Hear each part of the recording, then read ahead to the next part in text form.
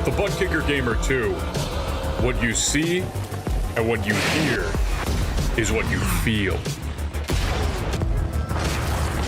Butt Kicker. The future is feeling.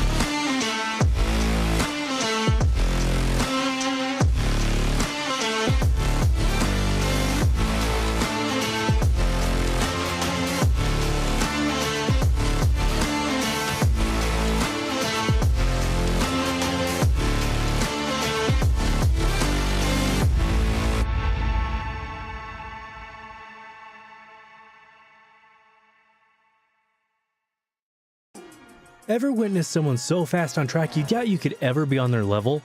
The mission of Advanced Motorsports is to demonstrate the speed is achievable for everyone. With the expertise of some of the best sim drivers in North America, we are set to release free content on social media and comprehensive guides on our website. For those seeking the ultimate experience, our Advanced Motorsport Institute and personalized coaching sessions are the way to go. No matter your level of experience, we invite you to follow us on our social media to learn to be fast.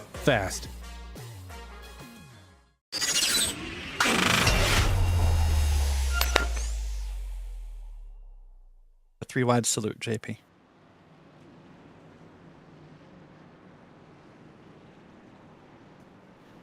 Tonight, we are celebrating Patrick's father's 81st birthday. An incredible man full of warmth, who held a special place in his heart for his family, cherishing every moment spent with them. Anyone who had met him would know how loving of a father he was, who was always there for his children and grandchildren, making every moment count. His love for watching NASCAR races and joy he felt watching his favorite driver competing within the PRL speaks volumes about his supportive and proud nature. His excitement and pride must have been immeasurable. It is with heavy hearts to announce that this past Saturday, February the 3rd, Albert Thomas Cowgill passed away, surrounded by his loving family. When Patrick shared with drivers such as Mark Kalin the wonderful stories of his father, bring up the light, the beautiful moments that made up his life, it's clear that his love for you and his family was boundless. That love and devotion was evident in every interaction, whether it was holding his grandchildren with a beaming smile or finding joy in the small things despite the challenges he faced. In the words of Patrick, although he may no longer be with us in person, his spirit lives on in the hearts of those who knew and loved him. Your father's legacy will live on through the memories and the love that he shared with you. May you find comfort in these cherished moments during a difficult time. Rest peacefully, Albert, knowing that your legacy will endure for generations to come, celebrated with countless memories you had made. With our deepest sympathy and heartfelt condolences, the PRL salutes you.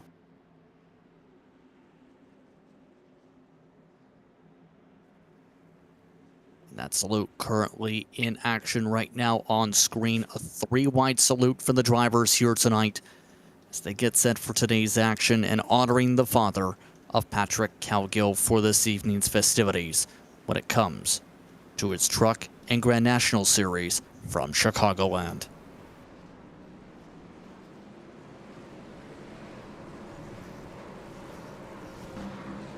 And with the salute sending everybody to celebration here, Derek, in turn. Tonight, a lot of the minds of many, especially when it comes to Cowgill. And in turn,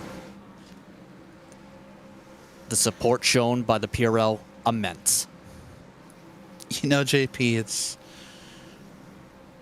it's moments like this that make the PRL more of a family than a competition. At times we fight or as a member of a league, you can fight, you can bicker, you can disagree, you can race hard, maybe not like the lines that people take. But moments like this right here with salutes, burnouts, 3 wides, and sentimental words, that makes it all worth it. So with that being said here for tonight, that starts things off in a somber tone, yes. But the focus is simple from this point. It's time to go racing. It's time to see what happens here tonight from Chicagoland. Good evening and welcome to the Truck Series for the PRL this evening as we get set to go racing from iRacing's virtual Joliet, Illinois. Justin Prince, Derek Watson with you. Dane Baird producing for this evening's festivities as we get set to go racing first with the trucks for 40 minutes for the second half of our race for the Grand National Series going short track racing at The Rock. There's a lot to talk about when it comes to tonight. The top story immediately touched upon the top moments ago, but the championship itself here, Derek, is getting ever clearer for Season 1 because with just a few races to go, there's not that much time left. In fact, from this point, this is the last mile and a half, essentially, in terms of non-pack racing, you could say. Daytona and Atlanta are super speedways, and Las Vegas drives like a super speedway on the service. It really does, right? We sort of end that fantasy portion of the schedule, if you will, and we're going to head back into following the NASCAR schedule next week. So you see that here. And as you said, the points total is really cranked up a little bit here, right? Let's take a look at the points. Mind you, this is the first week with the drop added back in. It does start after week 5. So look at this, JP. 4 points. 4 separates Patrick Cowgill, your points leader, with Miguel Fonseca and Stephen Kirby. Only 17 points back is Marty Calvert and on back from there. Look how tight this is, JP. There's a lot of racing left across these 4 races. And that's going to mean a lot of potential of shuffling the point standings, not just on this side, but the team side, because RBM Shake, they've been shaking around the standings. The big side definitely is shaking their way down the standings, you could say. What about Racing Speedworks? Second, 30 points back. Phil Marr, keep in mind, also has a strong chance, just 33 back. Each team has a win apiece entering tonight's festivities. So, that being said, it's going to be a busy night here from Chicagoland to start off the evening. That being said, I'd like to remind you of some of the presenting sponsors when it comes to our coverage here tonight. First things first, tonight's brought to you in part by Advanced Sim Racing. Owned and operated by passionate sim racers, Advanced Sim Racing designs and builds the sturdiest and most durable aluminum profile racing simulation cockpits available on the market today. All PRL members also get a 5% discount code on ASR products using the Precision 5 coupon code. Racebox offers mid and high-end button boxes for sim racing enthusiasts, from the casual gamer up to the most meticulous sim racing driver. Competitively priced and carefully handcrafted, our button boxes are an enjoyable addition to any sim racing setup. Visit raceboxsimracing.com and get a 5% discount code using the Precision 5 coupon code. Butt Kicker products add incredible immersion and realism to every game. Feel every nuance. Enjoy put yourself in the driver's seat. Moradness is a performance lifestyle brand motivated by motorsport and founded by professional race car driver Daniel Morad. For more information, visit moradness.com. Mr. Hedge iRacing Photography. Capture your finest, proudest, or simply worst moments from your hobby in up to 8K resolution. A great addition to any sim room. And by Advanced Motorsports. Get ready to learn to be fast with Advanced Motorsports. Follow them on their socials to become a better driver. So the drivers getting themselves situated for qualifying here tonight from Chicagoland.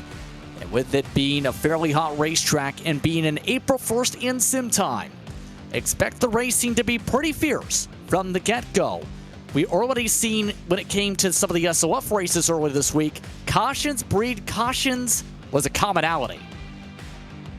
Yeah, this is a track that I think is going to cause that to really be, a possibility tonight. We're talking to a lot of the drivers. We're hearing about concerns about if we get a green flag run in this race, and therefore how much more aggressive that may make drivers. So we'll wait and see what's going on. Of course, right now we're in the midst of qualifying. Drivers getting their 2 laps in. And really watching around here. Of course, this is Patrick. This is the 33 truck here. Taking his time around. And that's not Patrick. That's 33 there. 2 different thoughts in my head. Sorry, Patrick's still a lot in my heart. That's Blaine Adams going around the track here. So Blaine's trying to set a fast time. Part of the Adams family racing. Justin, I suppose they're creepy and kooky. I mean, some of the runs have had some. I mean, some of the runs have had some ooky moments. You could probably argue in terms of some of the bad luck, but also some of the incidents involved in throughout the season. Keep in mind that there were only 2 penalties entry tonight for drivers not allowed to qualify. Dylan Schmidt and an outstanding penalty for Antonio Bannister from a couple weeks ago. He's not taking part in last week's festivities. Up to the top of the board, though, Stephen Kirby slots in front of Sharp. Brett Adams slots his way up to 3rd in the other of those trucks. We're taking a look at Fonseca, though, who currently is 6th in qualifying and is currently getting some extra practice laps in. You see the heart meter once again set up for him. But also keep in mind, we've seen a lot of shuffling involving last week. He's 2nd in those standings, as said. A part of those needing a good run to keep up with Calgo up top. Yeah, it definitely needs a good run here. And that grin on his face a second ago. He must be having fun here. Like, that's a good sign for a driver who needs to have a good point sign. He's got a big grin on his face, talking, looks pretty calm. So we'll wait and see how that goes here. About 20 seconds left in qualifying. And imagine at this point, most drivers have completed their laps, so that the grid you saw there will likely be the grid, JP, and what will be a very quick and wild night here at Chicagoland. Mike Richter of note just jumped up the second to close up the session. An additional driver elected not to qualify, intriguingly enough. Kevin McGarvey, electing to start at the back, elected not to set any times in the 77 truck. So, 40 minutes are on the board. Let's take a look at how they'll start here tonight from Chicagoland, here on RaceSpot. Tonight's qualifying session only had 1 driver making it to 31 flats for this evening. That being Stephen Kirby, who will start on your pole here tonight. Mike Richter in one of the Winnebago trucks in 2nd. He's followed by Andrew Sharp. Sharp picked up a win earlier this season. Expect him to be competitive again tonight. Brett Adams, we talked about him. He's had one of his best qualifying runs and starts here in turn. Patrick Calgill starting up in 5th. Kyle Dewey starts in the 6th position. Miguel Fonseca will start just beside and behind him. Austin Hunter looks to drive his purple truck ahead. Then it's Zach Panzarella looking to drive his rose-covered truck ahead as well. Evan Williams starts off in 10th. Mike Toomer Jr., Colton Easterday round out the top 12. Keep an eye on the 16th place driver in points. Matthew Abaca starts 13th. Jordan Miller in 14th tonight. Tom Imasi starts out back in 15th. Tanner Johnson, seen some solid runs for the 53. He starts on the outside in row number 8. Philip Beaver has slipped back a bit as of late. He looks to pick it up a bit from 13th in standings alongside Blaine Adams in the top 18. The next spot features the Golden Octopus. Gilbert Austin back there alongside Nicholas Hunter. Then it's Stacy Hunter back in 21st. John Matkowski back in 22nd. He's contended up the front a couple times this season. Looks to pick up a lot of ground from 19th in standings. Ryan Latshaw is 23rd. 24th goes to Jake Mackey, followed by the 25th spot. A fan favorite, it's Edward Peltz in the 7. John T. Jones, the Texan, starts 26th. Alongside him, Zachary Austin and Marty Calvert of the last qualifiers. A really back-of-the-pack run for the 16. The drivers not setting times, McGarvey, Smith, and Bannister. Of note, Bannister electing not to take the green here tonight, despite taking part in final practice. So with that being said, as we get set for tonight's festivities, let's first take a look at the weather conditions. They're getting hotter as the session progresses. It's just past noon after all in Sim. Here on iRacing, 106 degrees Fahrenheit, so expect the track to get really greasy. But your keys, intern Derek, what are they if you want to win here in this afternoon race? Managing what we're hearing all week long is the loose truck, the loose handling out of 4, especially managing that and really holding onto this truck and not getting it loose here. And if you do that, you keep it on the track or 4 wheels, you'll probably have a great run here tonight. That's the biggest key. So we'll talk about loose trucks and tire conservation all night long. An interesting night, to say the very least. So far this season, 5 different winners in 5 races. Does the trend continue, or do we see a first-time double winner on the campaign?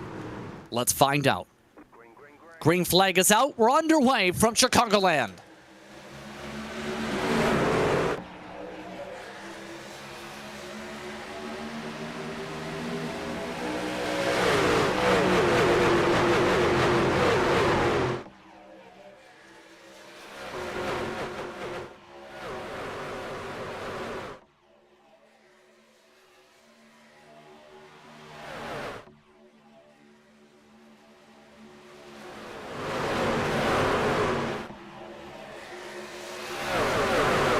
To a good start up front. Leading the way to start is Kirby. First side-by-side battle is for 3rd spot. Cowgill has the bottom.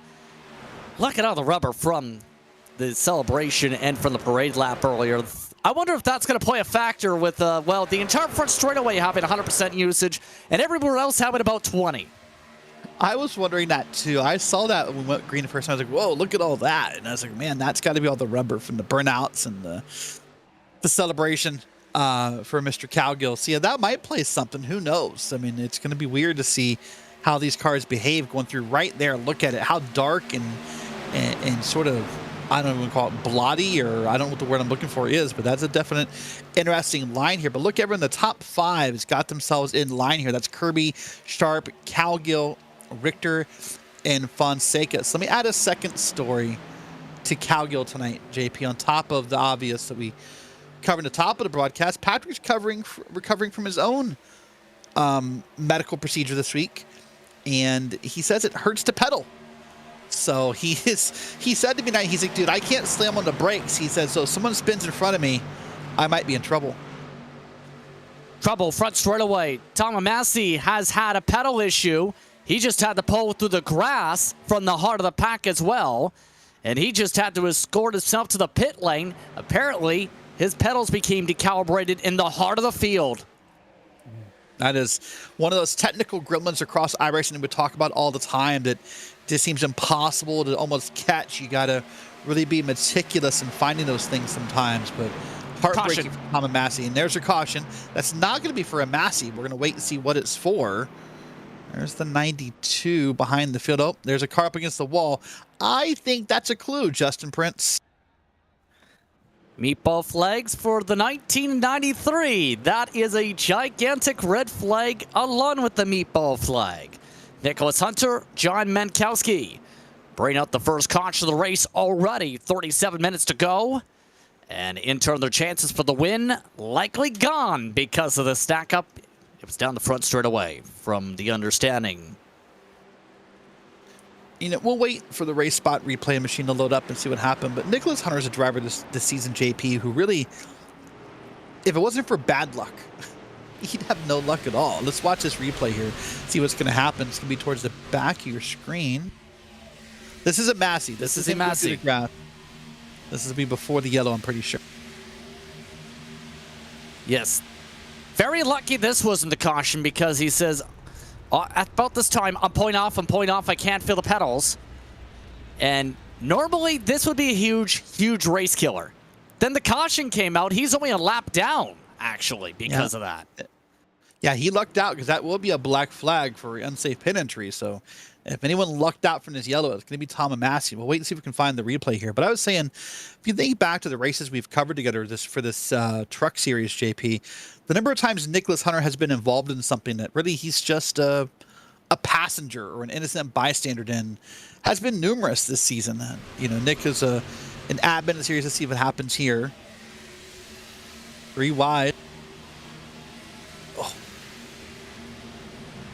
That's tough. I mean, 3 wide racing in Chicagoland is not something I would advise you do, JP. And I think that everyone is kind of started drifting up. But yeah, Nicholas Hunter's had a rough season. An ugly start to this one for a couple drivers in turn. And Marty Calvert looks like amongst those already who have ducked down to the pit lane. 2 we think seen at the moment. No. You see that on the pylon. In terms of a lot of that shuffling, Mankowski losing a lap at minimum here. So, with that being said, let's talk a little bit about the various storylines to consider here tonight. We've talked about the championship complexion. We talked about the stories themselves in terms of the parade lap, and the situation, of course, for Calgill. But a lot of the drivers you talked about were talking about the long run being nervous, as you touched upon a bit, out of turn 4, especially. Why is that? You know, it has to do a little bit, I think, sometimes with obviously the heat in the track. You talked about the temperature of the track right before we went green. You talk a little bit about drivers wanting to be aggressive and get on the throttle as fast as possible. You talked about there being a little bit of banking in this front straight, as you can see here in the camera shot. I think all that sort of combines together, you know, in how a driver drives and how hard you're pushing it off the track here. But yeah, it could be the setup of the trucks. Of course, this is a fixed setup series. We borrow the setups from iRacing. So the drivers get or I guess part of a week to practice it out and see how it runs here. And you know, one of the other stories to follow as well, JP, this is Andrew Sharp. Andrew, you know, is still kind of learning oval racing to a certain extent. You know, of course, a little bit more better known for his road skills. And, you know, it's had a great season for someone who's not known to be an old driver. Currently holding on to the second position on the racetrack for reference. His teammate in 16th. Remember, we already seen him pick up a victory earlier on in the season. What's been a pretty competitive campaign. It's been difficult to be in the top 5 multiple times like Calgill's been for every race, let alone for all but a couple. So far, just 3 drivers had 4 or more top 5s in each of the races. It's been a very successful campaign, as you said. But can we just comment on, look how massive that chair is, at least the headrest. Like, I don't know, and I'm not being mean here, I don't know if the headrest is massive, a regular NASCAR track. So getting set for the restart here. Kirby, Sharp, Calgill, Adams, Richter are your top 5 coming up to the restart. So we're going to keep an eye on the Sharp here as we get to the green flag at the moment. Keep an eye on the facial expressions and the wheel.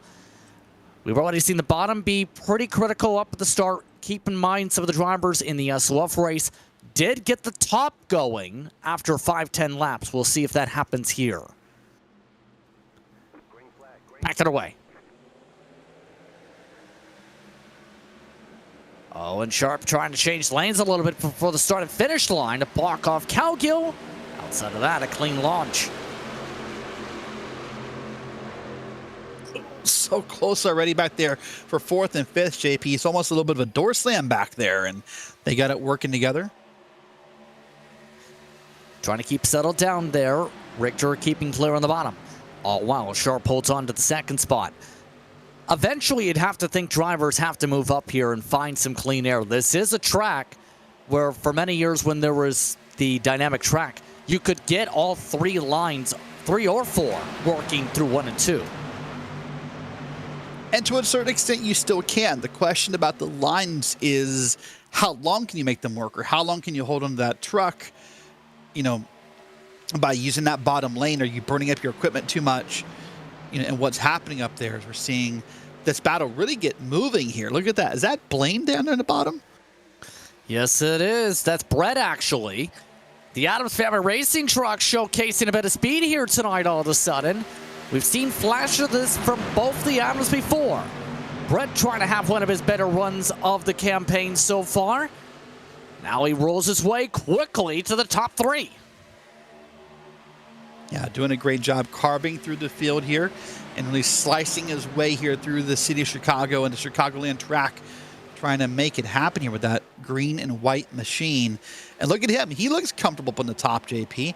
Now, the one thing you can note as well, at least for the beginning of this run, while the tires are still usable, you'll see some drivers get down there onto that apron and try to find a little bit more extra speed. But as the run goes on and those tires slick up, it'll be harder to get down there. Best run third on the season before today. Here comes Zach Panzarella, though. He's looking to push Sharp a bit forward, not able to get him completely clear. But in turn, now he gets himself in a battle with Richter. Near contact in the grouping behind, though. You've seen Blaine Adams shut the door on Fonseca. Yeah, shut the door indeed. You talked about Zach Panzarella. He's had a busy week. Lives over in the West Coast, USA, just outside of Los Angeles. So spent part of the weekend kind of managing the rain and the storms. And, had a very difficult time there. And, was able to get back in sim and start practicing. And Zach said it took a while to get a feel for this track and to feel like he belonged here to a certain extent. So happy to see him up front. Oh, in some trouble. It's Williams hard to the wall. He brings someone with him. He brings a lot of people with him. Hunter around. Stacy Hunter gets slammed by Amasi. They end up collecting a couple others, including Ryan Latshaw. And again, we're under caution as they stack up from a 1-truck incident to about a 10-truck incident in the span of 30 seconds. That just shows you how fast things can happen here in iRacing when a wreck happens, how it just seems to collect and grow so quickly here. So we'll see probably 2 trucks getting together and then other drivers trying to maybe slam on the brakes or not slam on the brakes to avoid it and make things more difficult. But that's unfortunate to see here as we're now under yellow number 2 here at Chicagoland. Not what a few drivers wanted to see here, but cautions, precautions, currently estimated to be about 50 to go and get back going. But this is going to be a pit window for mostly everybody except for Patrick Calgill. I don't think he's going to like this choice in a few minutes. A thought in my head, JP, and it could be one of 2 things. It could either be that he's making the decision to stay out, which would be an interesting decision. Or could it be that he decided to stay out and take the point here for leading the lap and try to help secure that lead a little bit over the drivers behind him? I'm not sure. By the way, I'm not sure if we would queued up or not in a bigger picture. I want to wrap up the story about Patrick and his father this week. Patrick's running a special paint scheme tonight. And Patrick's talked about how he likes to change his paint schemes around. Well, tonight he's running a special one here. There it is. It's got a picture of his dad on the front. So in loving memory, it says. So obviously, the hearts and minds of many here across the PRL families with Patrick and his family this week. But always cool to see drivers and how we memorialize things in our lives. And nothing better than a paint scheme. A lot of drivers wishing for the best and giving him their thoughts before tonight's festivities as well. Here's a look at what happened at the back of the field, by the way, with Williams. Looks sort of similar to the first wreck in a sense, right? That tricky front straight, which you don't think of really being a tri-over, you don't think of really having, that much of a curve to it, really is sort of getting to people tonight, Justin, and sort of wreaking havoc. That's the second wreck, and that was about the same part of the track where we saw the first wreck. And I was going to say, we did talk about the turn 4 issues and with how sketchy it could be potentially there. I think that emphasizes exactly what we were talking about earlier. Just if you aren't careful, it seems, on those tires, or careful on the throttle at least, it weight shifts quickly once you get down the front straightaway. Yeah, that can happen very easily as well. You're right, where if a truck is loose and you're trying to save it, it kind of, I guess you want to call it fishtailing. It sort of wiggles back and forth like a goldfish in a pond. It can be difficult to hold on to. Let's see it again from an up-top view here. Right in the middle of your screen. Yeah, look at that. You're right. That's a good call, Justin. He just sort of got that truck never really gathered together, and it just sort of snapped a couple times, and it gave up and went up the track. That's why we pay you the big bucks. Dylan Smith, by the way, is the only one currently with meatball flag from the incident. A bad break for him, but Patrick Calgill going to see the importance of tires here. Everyone else coming in after 15 laps, including the restarts there. Kirby second, Brett Adams, Andrew Sharp, Austin Hunter, Mike Richter. I want your top 6 grouping. PRL, Fonseca, Easter Day, and Blaine Adams amongst your top 10. Of note, Ryan Latshaw, interestingly enough, was a part of some of that stacking up. He did duck down to the pit lane, did stop for a few moments. Here's a look at one of the onboards of Carnage. Oh. Wow. Yeah, like I said, Carnage. Carnage, right? That's a good word. So I want to talk real quickly as we hit to turn 3 about Cowgill, and 2 thoughts are in my head, JP, real quick here. 1, this could be sort of a science experiment to see what value tires have for later in the race if we get more restarts. 2, we talked about him having that medical procedure and not feeling comfortable on the pedals and not feeling comfortable being able to brake behind other drivers. Well, if you can take the lead, you don't have to check out for other drivers. Big brain move if it works. But the green flag is out with 24 minutes to go. Now it's the matter of trying to play defense on much older tires. Brett Adams already looking for second, though. Kirby has a chance to squeeze. Bottom line, still the better line off the restarts. Brett Adams looking for the lead quickly. Yeah, I see him going through the backstreet here, a little bit of movement. This, by the way, is a track that never really stops turning to a certain extent, Justin. We haven't really talked about that yet, and we probably should, but here's a pass. Speaking of turning, he turned right to the bottom, got right around Patrick Cowgill, and new leader out of 4. He made contact with Cowgill, though. Very lucky that didn't become a massive stack up. No damage somehow on the 31 as well. And quickly, everybody trying to find a way around Patrick Cowgill. Keep in mind, part of the reason for the strategy, 3 tire sets available in the pits. You have to wonder if Cowgill is going to regret this or if he's going to make this work. We'll see. He is wiggling a lot on top of the racetrack. Yeah, what Patrick's probably was really hoping for, honestly, is that cautions breed cautions mentality that you hinted at earlier. Patrick's probably hoping for a couple more cautions to appear and be able to give him a chance to, sort of level off that tire advantage. Man, that was a tight pass on the bottom. Was that Stephen Kirby down there? That was crazy. He's trying to go for the lead. It's 3 wide for the lead. Cowgill up top. Brett Adams forced to the middle. Stephen Kirby wanting the point back. And another fishtail. Brett Adams wiggling and burning apart the rear tires. Well, let me tell you, JP, tires must not mean as much here as you and I thought they would, because there are many tracks and many situations where Patrick Cowgill would already be 5th, 10th, 12th, or further on back after a lap or 2. Look at him, still battling for the lead, and they're 3 wide in the middle of the field. These guys are I feel like they're under pressure to make things happen. I mean, it kind of helps the second on those on the strategy. Are not having the funnest of times, it seems. Andrew Sharp is having a bit more fun closing up to this, though. He picked up at least 3 miles an hour compared to the race leaders down the last straightaway. Now he's boxed in for the time being, already coming up to halfway in the next couple laps here on minutes. Here's Cowgill. See him trying to work the wheel. Very smooth, very little movement to be able to make sure those tires don't burn. And that's important to see. You and I talk about this every week, JP, about that tire movement, whether it be the wheel we can see in sim or the wheel we can see on the webcams. That's a pretty calm movement for a track like Chicagoland. It could be way worse. But look at him still. I'm still stunned. I was with you.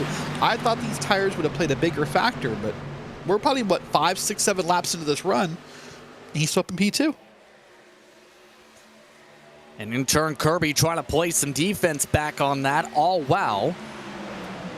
He's still trying to work his way back towards that inside, you have to think. It seems like the top is great to build up the run. You have to be on the bottom to make the pass. Behind them, some near troubles. Austin Hunter trying to make a pass on the apron. Field said no. It looked like back there. JP, I thought we were going to Daytona next week, but look at them. They're 2 by 2, probably 6, 7 rows deep here. Did we go to a super speedway a week early and I didn't get the memo? Well, I mean, I can see where the resemblance is because Las Vegas is going to be even more packier than this. Mike Richter gets hit by Fonseca. He takes Panzero with them in the grass. No caution yet. They spin it off down the front straightaway. We stay green. Great save by Panzarella. Not sure how much contact was really made there between the two, but Panzarella's already got it back and really kept it in the pack here. A little lost some draft here, but right there into the inside Edward Peltz. So nice save there. Back to the front though. Cowgill still up in P2. Now JP, what do you think will happen if this race can calm down a little bit? There's some contact. Whoa, sort of wiggled Patrick Cowgill around a little bit there. If anything, here's one thing that happens with these trucks a lot. If you get too close to that tailgate, you can take all the air essentially off that spoiler. That just about happened for Cowgill, and now it's cost him a spot. Now, what I was going to say a second ago, though, I think once this race calms down and we get single file here, which we're starting to do, now I think the tires are going to start to be a little bit more evident here as far as the, the effectiveness of new tires. When we're not racing sort of side by side, you'll see drivers able to make some passes a little bit easier. That's Colt Easterday, by the way, in that yellow and black truck on the bottom. Colston's had a busy week as well, JP, trying out for more musical theater performances on the side. Colton's a pretty busy guy outside of PRL. Yeah, it's been a very busy time. In fact, he had it kind of hinted a couple weeks ago. In fact, after being runner-up in one of the races this season, saying, I might have to back up soon. He might have to go down to the bottom quickly. He just about got turned by Garrett Austin in the midst of that pass. Just about had to back up that truck. Man, I don't know how he fit his way in there. That was tight. That looked like just, oh. Yeah, and he's not done. He wants to go for the top 5 and fast. Easterday inside the top 5. Now he's quickly looking for a chance to go up to 4th. Cowgill's tires, I think the older tires have come into play here. Oh, they definitely have, right? And it looks like maybe he's even holding up Austin Hunter a little bit behind him, and we'll see how long that patience lasts from Hunter, but doing a great job overall, holding on that spot. Now, where this science experiment sort of fails in my mind, JP, is yes, those tires worked for now, and maybe he gained some track position out of it. But even if we go green, or if we go yellow again, he has to pit the next time. It's not like he can stay out again. So, yes, you learn things from this, but I'm not sure how it benefits you for the rest of this race. Here's Fonseca, by the way. Nugami Racing on the bottom. That heart rate has gone up about 10-15 beats per minute for the course's race so far. Keep in mind there is lap traffic ahead, so that rate may go up a touch bit more. You can see the race from the angles we're seeing it at. I bet the heart would be a little higher. It looks crazy from up here. Not sure what it looks like inside the vehicles, but man, oh no! And there's the stack up. Calvert's in it. Caution is out. Blaine Adams and several more slam in. Fonseca, I think, got away with most of that. And the heartbeat reaction is pretty clear. He's taking the side of relief. Everyone else involved, well, their rates just went up. JP, that was one of the slowest forming wrecks I have seen in any form of racing in a long time. Like, we could see it coming. It was like watching a car wreck in slow motion. You could see it coming. You couldn't stop it, but it felt like it took forever to happen. Just cars leaning on each other. And man, eventually it happened, and it caused the caution here. So now we're under caution again. I think the pit window's open again. Here, I'll make a safe bet with you, JP. I'm going to bet Patrick Cowgill pits this time. I want to be surprised everybody comes down this time at least, with 16 minutes on the clock, and that being our longest run of the race. For reference, Cowgill dropped to 6th at the time of the caution. Only one driver with the meatball flag, interestingly enough, from the incident, John Miller. A second driver, John T. Jones, did park it after the previous contact for the yellow. So, that being said, that does trim the gap that was pretty significant, and nearly a full second down for the top 3. As they come to the pit lane, this is the reason we're under yellow. Let's watch it again here. Be the trucks in the top lane here. You see they're going to start to move around and lean on each other, and it looked like you could see it coming. Both saw it coming. Hard hit there. It felt like it was never going to stop happening. See Edward Peltz got to the grass to the inside, and others on around there. And that's why Miller is out of the race, losing a lot of body parts. Does anybody try a different strategy? Let's see if anyone risks the track position game. It looks like everybody is taking 4 tires here. No shock. That's been the trend with how loose some of the drivers have gotten. Here's a look at Patrick Cowgill as he gets himself out of the box. I believe he did report over the radio that he was experiencing some pain prior to that caution and said so during said caution. Well, I'll tell you, what a great run. Like, to obviously have all this on your mind that he must have, right, between both the family stuff and his personal stuff. Pardon me, to come out and race like this is a great run. And to run like that on 2 tires, I'd almost wonder, JP, if maybe his experiment was going to motivate someone else in the field to try it. It would be less laps on those tires than what Cowgill stayed out on. I had wondered if someone in the back of the field would have been brave enough to try the Cowgill experiment and see if they could make it work, but they did not. Everyone came down in pits, and we're going to start to rack them up here once again pretty soon. Now, last week you and I talked about food. We talked about Chicago-style hot dog, and you were kind of, what I say, off-put by the idea of a tomato on a hot dog. Is off-put a good word for that? You were weirded out? Is that a good word? Offended? I know there's the conversation of a hot dog being a sandwich, but if it's a tomato, you're basically making a hot dog sandwich at that point. All right. Now, what are your thoughts on Chicago-style pizza? I mean, I haven't really had Chicago-style pizza to be able to give a fair assessment. Okay, that's fair. I've had Detroit-style, obviously. Right. So Chicago-style, of course, is deep dish, in the big cast iron pans with the sauce on it. So it's good pizza. I don't think it's the best pizza, but they got good pizza. Lots of great food in Chicago here, as we've seen over the years. By the way, Patrick Cowgill is reporting he has no force feedback, JP. Oh, that's not good. And I was going to say, even though he's got the no force feedback, he was keeping it extremely smooth.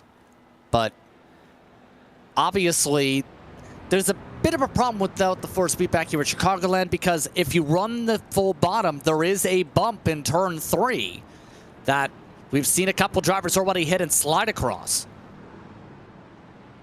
Yeah, I mean, the whole no force feedback for a lot of drivers is a big problem. You're not getting that sensation. What it also means then is a small turn to the left can really yank that wheel to the left. So I'm not sure if he got it fixed, but he reported that a minute or two ago under caution. He had no force feedback, but I don't know, because that wheel is moving around as if he has feedback in it. I'm not sure if he got it fixed.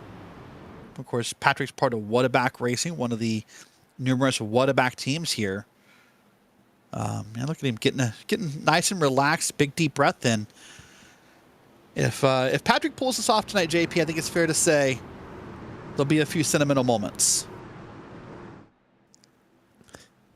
Coming up to about 11 minutes to go when we get back racing here. Kirby still up front, has led 28 laps tonight. Sharp in second. Austin Hunter, one of his best runs all season, is up to the top 3.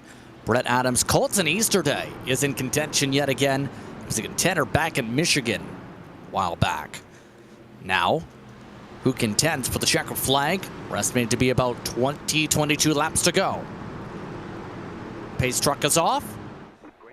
An early launch this time for Kirby, back underway. And it looks like Austin Hunter gets the door slammed shut again. Yeah, great jump by the leader there. And now multiple lines of racing happening. So Austin Hunter's already at the bottom of that big purple machine and trying to make it happen here through turns 1 and 2. Digging in there tight. Now we'll track it out all the way to the wall here if he can. And they are, wow, they are already live and racing here on the back straight.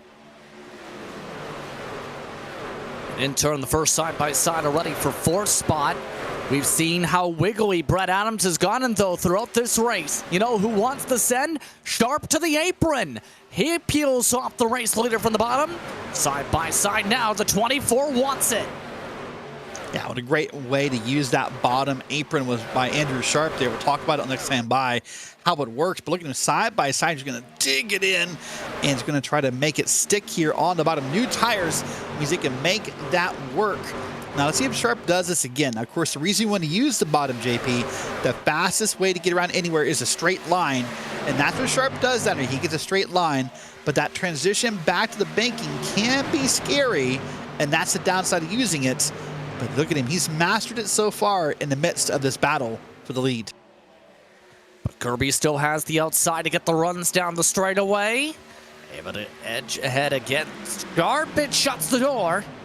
And now that caused a big checkup. Sharp had to get hard off the gas. Austin Hunter nearly punted him. Brad Adams takes advantage for second. Yeah, Colton Easterday back there almost missed the memo that they were going to be checking up and almost ran over a couple of vehicles. But Colton back there in that yellow and black, or black and yellow truck really had a moment there. And now he's trying to figure out what lines to go, with Cowgill also trying to figure out where to giddy up and go. Nose also up here again. Fonseca already involved in some trouble earlier. He's been trying to be careful, like his paint scheme says. Cowgill nearly got hooked around by Easterday, who is the opposite of careful, it seems. The opposite of careful, that's a good way to describe it here. That caught me off guard. I wasn't expecting that, but having a great run. Oh, he's loose. Oh, no, he's around. Yellow's out. Caution flag indeed, and it is Cowgill. The 31 going around from 5th. And looked like he just got loose on his own for a moment. Correct me if I'm wrong. Yeah, he got loose, and then he got some help. But you're right, he started off on his own getting loose. The help came afterwards. Does that come down to the force feedback issue, you think? That's a very good possibility. Yeah, they came back. If that force feedback is not working, it's going to come down to that. It's also going to come down to the fact that the track is loose. You know, we're all being aggressive here. Let's watch it again here. This is going to be earlier in the run. This will be into the corner. Gets it pretty high here. Oh, he's already losing it right there. That's just, I think, honestly, being on the gas a little too hard. You saw how early he was losing it. And really, all things considered, JP, very minimal impact to him. You know, when you lose a truck in a corner and sort of slide it around Tokyo Drift style, that could have been really, really bad.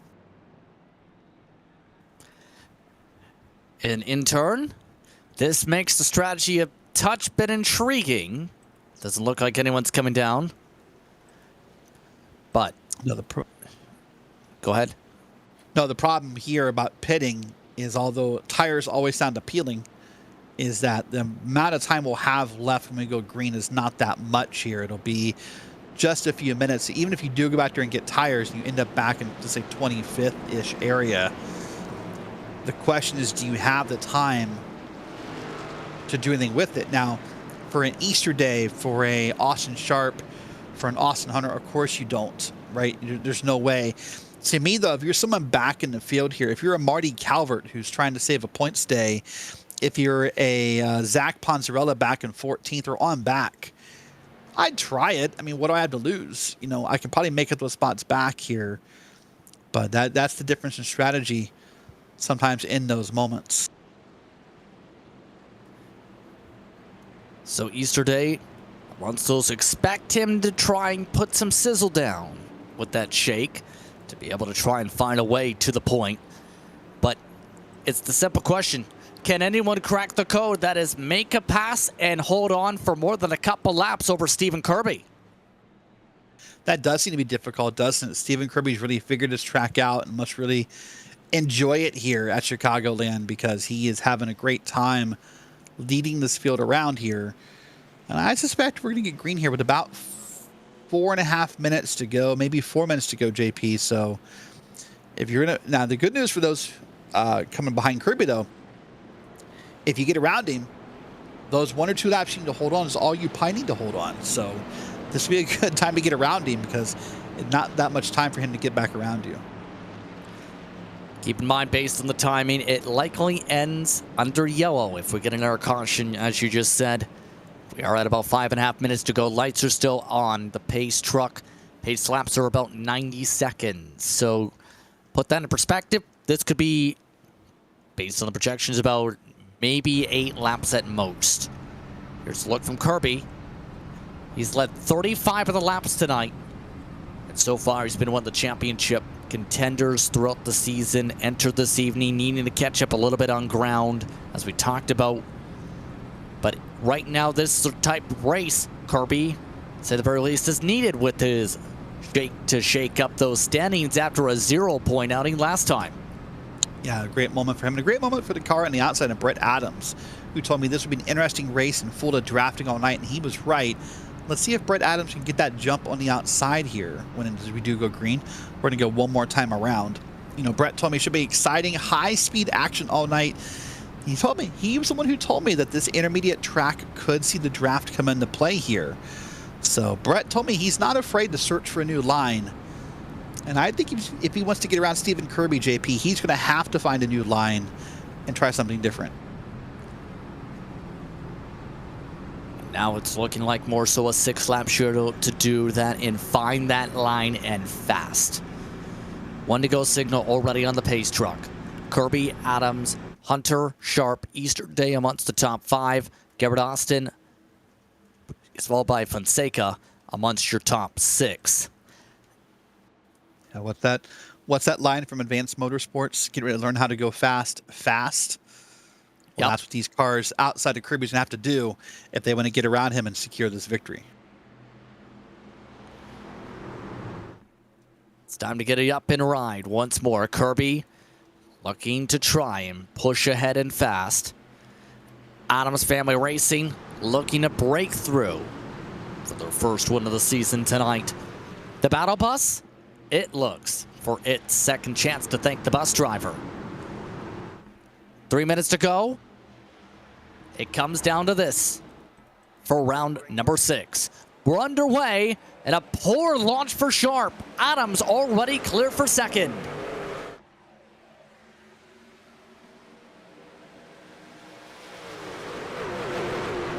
Single file for the top 5 already. Brett Adams, he's trying to get a moonshot lined up and quickly on Kirby. See him coming down the back straight here. And Kirby's doing his best to kind of block all lanes, sort of pull the old Dale Jr. Pied Piper style of move here and just kind of keep in front of everybody. But they're starting to form a couple different lines behind him here. Look at Sharp. Sharp faked the bottom. Sharp's the only one not on the bottom this time. Sharp trying to cue things up to the bottom this time through 1, though. Not going to build up something too much quite yet. Estimated under 5 laps to go here. Brett Adams within a quarter truck length. Looks to try and get alongside Kirby. Most drivers have gone bottom. This time, he tries an arc. Yep, so get that. We talked Brett Adams, not afraid to search the lines and find a new one. Completely different line through 3 and 4 than what your leader was running. And now going to get behind him and try to affect that air. And try that higher lane again. Not going to work. Oh, he's close to the bumper, though. Can he take the air off the spoiler? Nobody tries to get around the block. To the inside, Brett Adams outside, Stephen Kirby. Brett Adams looks to send it, looks to make it stick. Kirby has momentum, though, on the fight back. Down to about 90 seconds to go as Kirby takes the lead. Great battle, a little bit of contact there on the front straight. It looked like Andrew Sharp is sort of helping dictate this race a little bit, JP. That little bit of draft he's giving the driver. Oh, no. Contact. Brett Adams is loose through the field. No, we're going to stay green. He's the only car in the grass. The front is still live. Right now it's Andrew Sharp and Colton Easterday up in P3. Stephen Kirby getting loose off the corner, sends Brett Adams to the grass. Caution is out. And that likely ends it. Mike Richter in the 51 gets turned around for the battle for 17th. And what? Keyword unofficial is going to be the result of the checkered, possibly. There is some feelings, I think is a good word for it, between Kirby and Brett Adams right now about who doored who. And this likely will come to the white flag under caution here. Here's the thing. Remember that previous caution with Cowgill getting loose in the middle of turn 2? That's exactly what I think just happened with Kirby. Yeah, I would wait and see it on the RaceSpot replay here and find it. But you're right. I think he just got loose and then had a hard time holding onto the vehicle. And I think he just sort of accidentally doored Stephen Kirby. I don't think there was any intent there other than just trying to save a vehicle. But wow. And final lap this time around here. Kirby leading at the time of caution. Sharp, Easterday, Austin Hunter, Miguel Fonseca inside the top 5 at the time of the yellow flag here. And this is a big run for Kirby. Again, to touch upon, this would be his 2nd win of the season if it sticks. He already took the drop last week, as mentioned. So that adds an extra bit of pressure and, in turn, very likely at the very minimum, a tie for the points lead by the end of the night, if not a 1 or 2 point lead. Yeah, because Patrick Cowgill is likely going to finish 11th here in the race. So we'll wait and see what that does to the points and where we use drop weeks and where we don't, and how it all plays out. We'll wait and see here. But really, overall, like, yes, there were some cautions, there were some moments, but a pretty dominant night, top to bottom, by Stephen Kirby. So coming out of turn 4, Stephen Kirby take the checker flag and pick up his 2nd win of the season. Stephen Kirby becomes the first multi-race winner of 2024 Season 1 for the PRL Truck Series. And it looks like he held out just in time because his connection to the sim doesn't seem to want to hold out much longer. Sharp and Easterday on the podium, Derek. Yeah, great job by Colton Easterday, by the way, getting up on the podium here. And another continuation for Sharp here of a great run. As you said, a driver who's known for road course racing and really having an amazing time here in this Oval Series.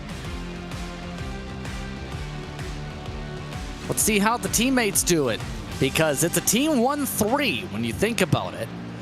Oh, and here comes the welcome party. I think they're okay. Thought about it. There it is. Oh, there it is. Just goes to show there is a little dispute. That's unnecessary. Yeah, that is likely going to be reviewed post-race on the celebration. And it looks like everybody's taking the cue to join in the celebration. Why don't we take a look at the unofficial race results with the keyword unofficial, as there's debris all over the grass after the burnout gets interrupted and is still being interrupted by everybody.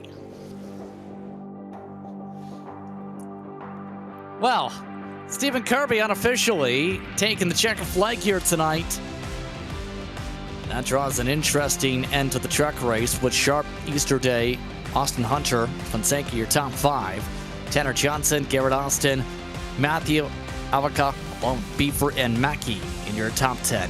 Patrick Cowgill finished 11th. Panzarella, Edward Peltz, Brett Adams back in 14th after all that. Latshaw, McGarvey, Zach Austin, Marty Calvert, Stacy Hunter, and Evan Williams amongst your top 20. 21st, Nicholas Hunter. 1 lap down was Blaine Adams involved in last caution. Mike Richter DNF'd after the said wreck. Ton Imasi started off with a pedal issue and couldn't recover after the 2nd caution being involved in. Then Kyle Dewey in 25th. Mike Toomer Jr. DNF'd along with Jordan Miller. John Jones DNF'd a few laps earlier. Dylan Smith involved in one of the first cautions. John Matkowski involved in the first caution. And the reason we didn't see Antonio Bannister tonight was because of a wheel calibration issue, according to the Drivetrainer Motorsport machine. Lots of drivers standing on by, but it's Stephen Kirby who takes the checker flag at the stripe. Stephen, an interesting way to end this, but you still led the most laps. Talk us through tonight. Yeah, it was a good night. Sat on the pole. Tough race, obviously. Everybody can stay together with the draft and stuff. So But all in all, pretty good race. And, I wish we could have finished under green there, but I got super loose on the outside of Adams and was just hanging on to it and barely touched him and, sent him down to the infield. I get it. I'd be pissed too. So, my fault, but I just got loose. There was no intent there whatsoever. Yeah, it looked like you got loose from what we've seen in turn 2, similar to what Patrick Calgill had for his caution. But in turn, how difficult was it to try and defend all those attempts to pass from so many different drivers tonight, I should say, not just Brett? Yeah, it's super hard, man. Like I said, the draft really keeps you together. There's no getting away from anyone. Unless we would have got like green to checkered, then we probably could have got strung out there pretty good. But with all the restarts, the draft sucks everybody together, and you're just doing a lot of aero blocking to try to keep runs from happening on you. And it's just like a super speedway. Now tonight makes you the first multi-race winner, at least currently unofficially, pending post-race reviews and whatnot. But in terms of the championship, this likely puts you in the points lead, with Calgill slipping back and Fonseca finishing 4 spots behind you. So in turn, what's going to the mind now with the championship becoming also tied up at the top with 3 races to go? Yeah, no, I don't. I'm not really thinking about that too much. There's super speedways coming for the next 2 weeks, basically, and Las Vegas isn't far from one either. So it's going to be wild. So there's no telling where, we might get wrecked on lap 1. So there's no telling where we're going to finish here. Well, congratulations on the top 3 here tonight, Stephen. Thanks, appreciate it. Appreciate the broadcast, RBM, all my teammates. Like I said, they've been a tremendous help, and it's been a ton of fun this year so far. So 1-3 for RBM Shake. They like it shaken, not stirred when it comes to the running order. Andrew Sharp put the Battle Bus truck into second. He's with Derek. Andrew, what a great run tonight. You and I sort of talked earlier about how this is sort of a breakout season for you. And look at you, P2. How'd you make that happen? Clicked, I think, last week just with Oval, and so starting to put some things together. I think I was really struggling in quali and just didn't know what to do in quali, and now I'm starting to figure it out a little bit, so that really helps in the race, obviously, and things are just coming together a little bit. So I think the comment you made to me earlier was that you were excited. Is that what you call it? You called it your first full beans race? Is that what you called it? Foot to the throttle, baby. That's why I'm trying out Oval. I'm tired of all the braking and road, so the full beans is good. Well, I'll tell you what, if you want full beans, next week let me introduce you to a small little place called Daytona. Not sure if your foot will come off the throttle next week. Is your goal next week to kind of sit in the back and let him go for it, or are you gonna be up in the middle of it all night long?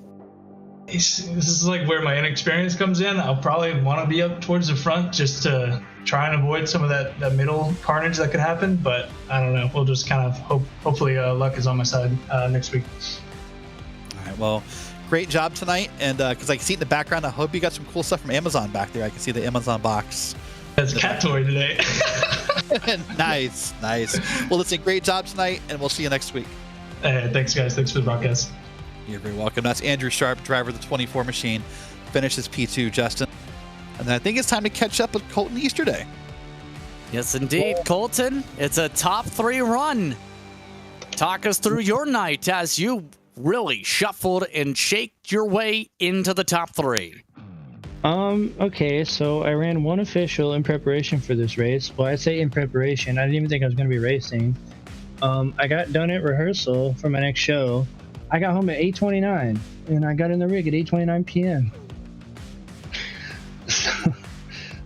So, I didn't really know what to expect. I did not think a podium out of it, because like I said, I haven't ran any laps, but cookie cutters are kind of my thing, because I don't know how to drive, but I kind of stand a chance at those.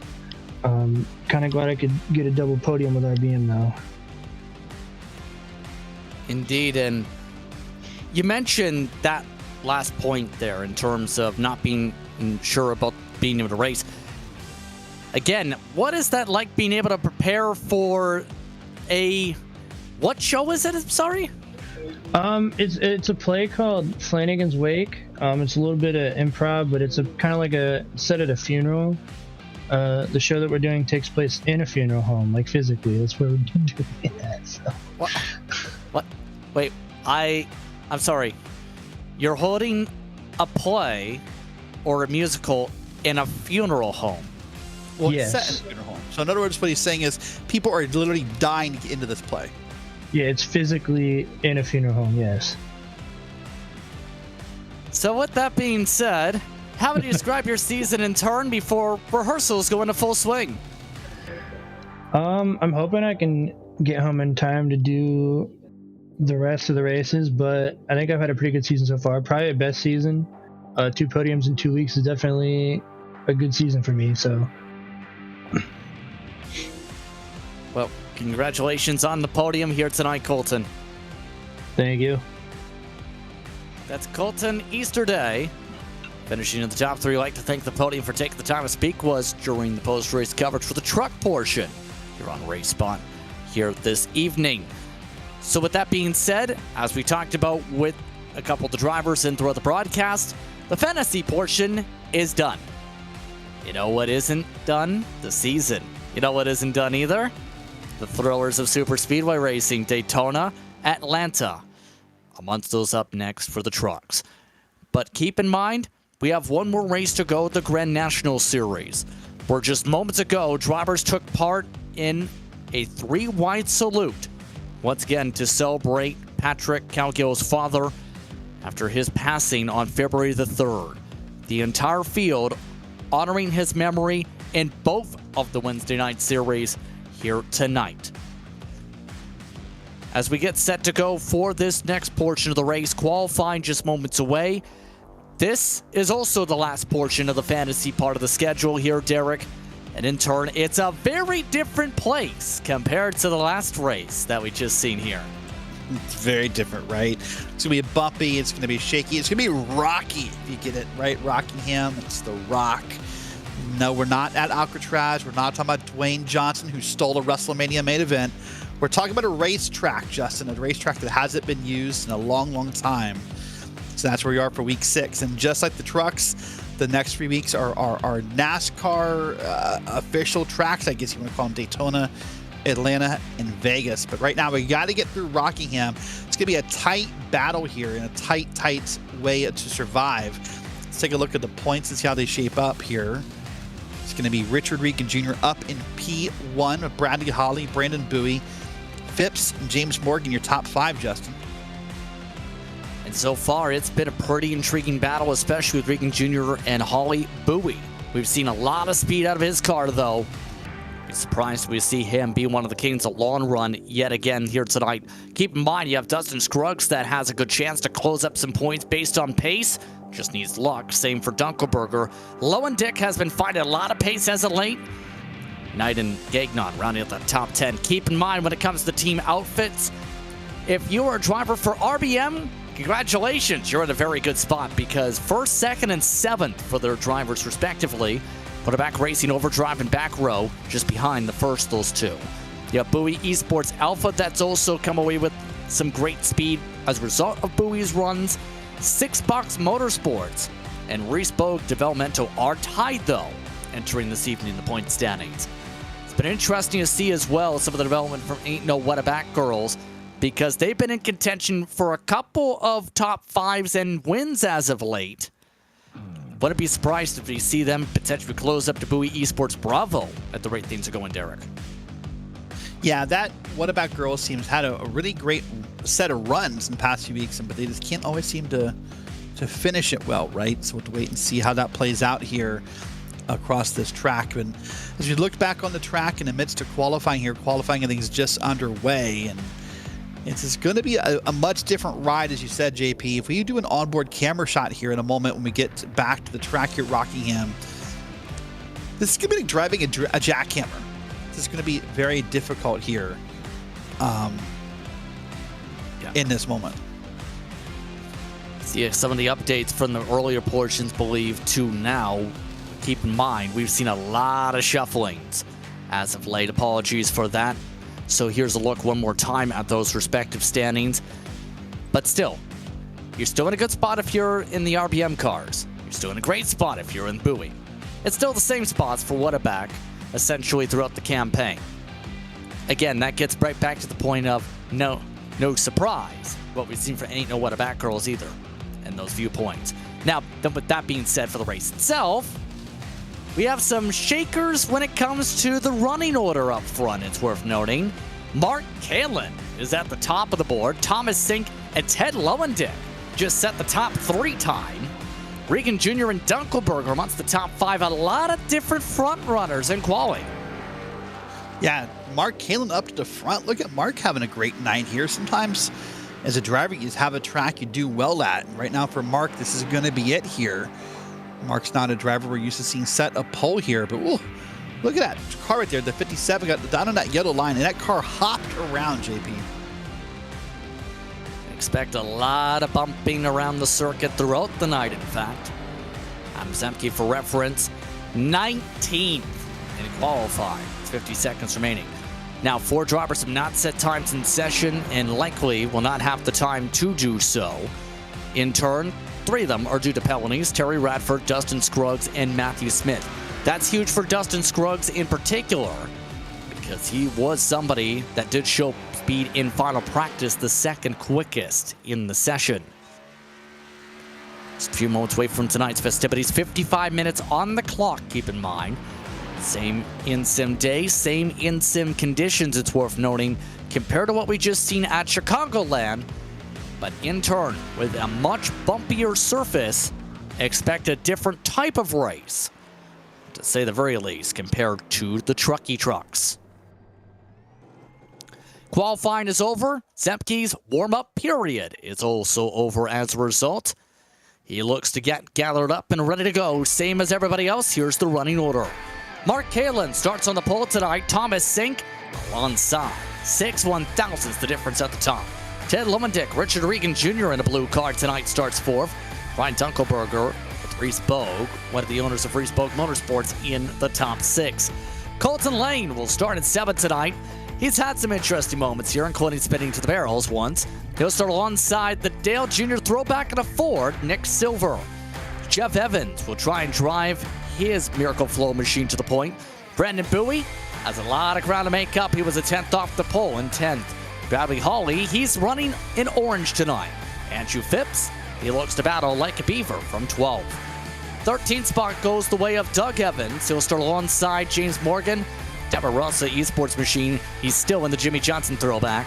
Steve Loving starts next in the 27. Jacob Emery looks to start from 16th, 3/10ths off the pole. Matt Gagnon, he looks to carry the Shanghai _TTV machine from 17th alongside Jim Westerfield. Adam Zemke has touched upon starting 19th in after a rough qualifying run. Dalton Gayer starts off in 20th. Nick Baer, the last driver to set a time tonight. The rest of the drivers did not qualify in the session for penalties or decided not to run times. Scruggs, Radford, followed by Matthew Smith, and Dominic Begin round out the entries. Of note, the 66 is not at the racing facility currently, meaning looking to be a 24-car grid for tonight. Hence why you see the shuffling back there around those final spots. So, just about all set to go, getting set for the pace laps here. And this is a good time to check in with the only one of those a part of their self-described RaceSpot's favorite driver club. Ted, you're in the top 3. How? No, I went fast. Sorry, you got me in the middle of a snack. You're in top 3 again, though. You've had back-to-back weeks with good quality. I know, but last week I started first and I finished 8th, so let's hope it's a better finish than that this week. In turn, what's it been like in the car this week for Rockingham? It's really bumpy. If you watch us going into turn 3 and 4, it's like I've been referring to it as Fergie because my humps. But other than that, it's pretty bumpy. The cars are pretty loose at the start, and then they tighten up, and then you'll see people moving all around the place tonight. So it's going to be a fun race. Well, good luck trying to conquer the rock. or your track, the Fergie. Hey, well, thank you. Ted Lowendick coming up with new nicknames, apparently, for the Rock. Inside of row 2. Mark Kalin is in front, though. As we get set to go racing at this 1 mile short track. Glad to have you with us for the PRL's Grand National Series. It's 6th round, set to go. Field in the hands of Barney. We're underway.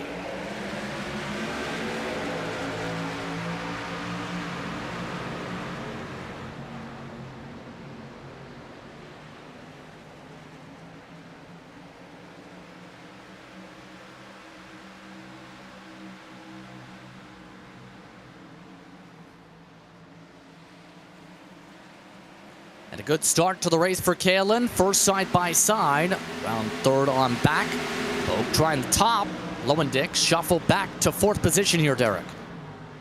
Yeah, pretty solid run, a pretty solid start overall for this field. You notice the different lines already, by the way, up front. Go back to the front if we can. Look at the leader running that bottom lane, and look at that yellow car up top.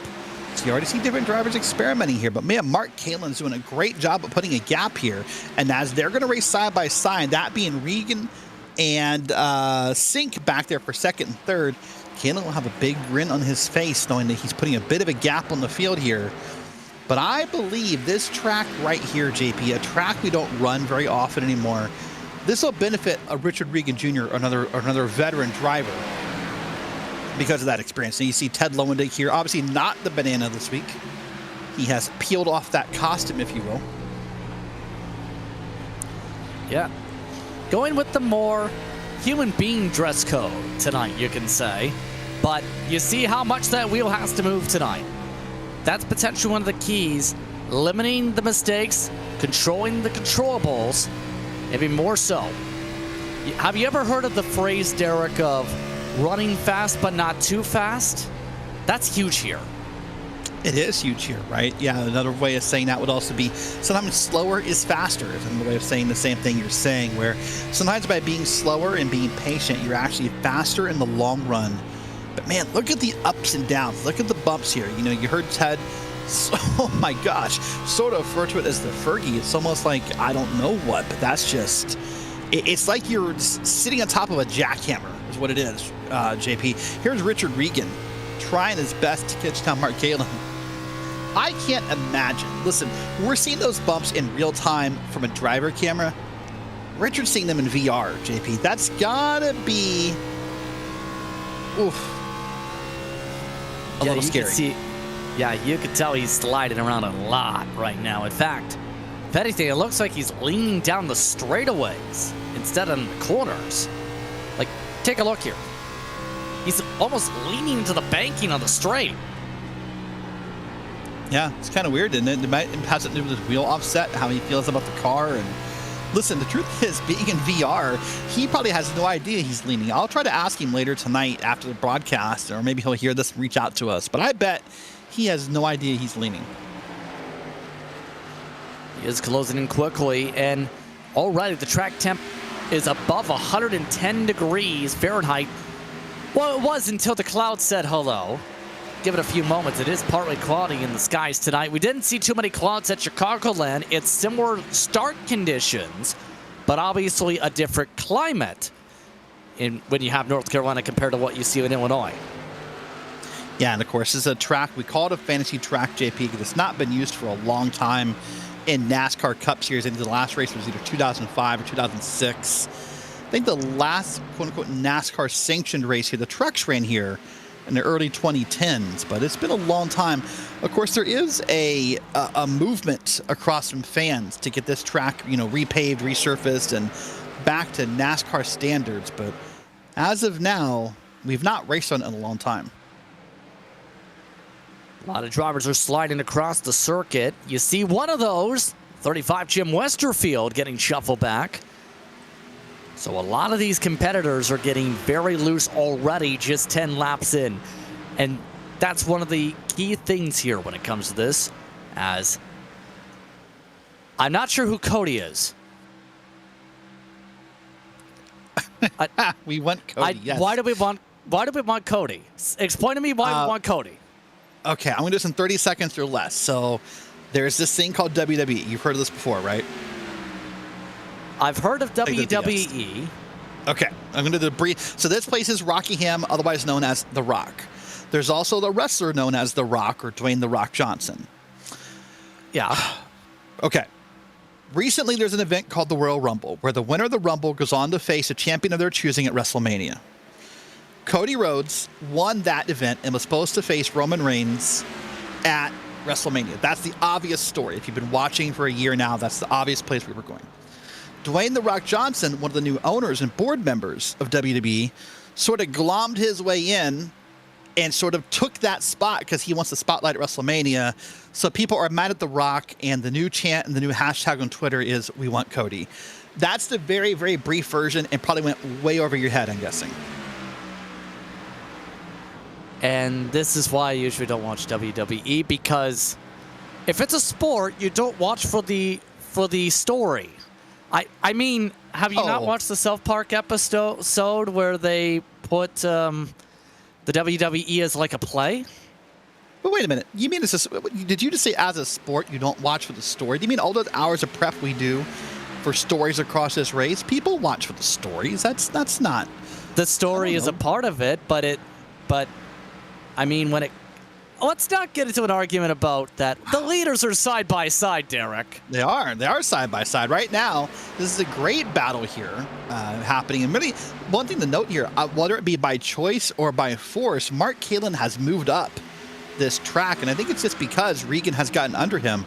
I think if Kalin could have a choice, oh man, that's so close. He would take the bottoms. Right now, what's happened is Mark Kalin is Cody Rhodes, who won the title.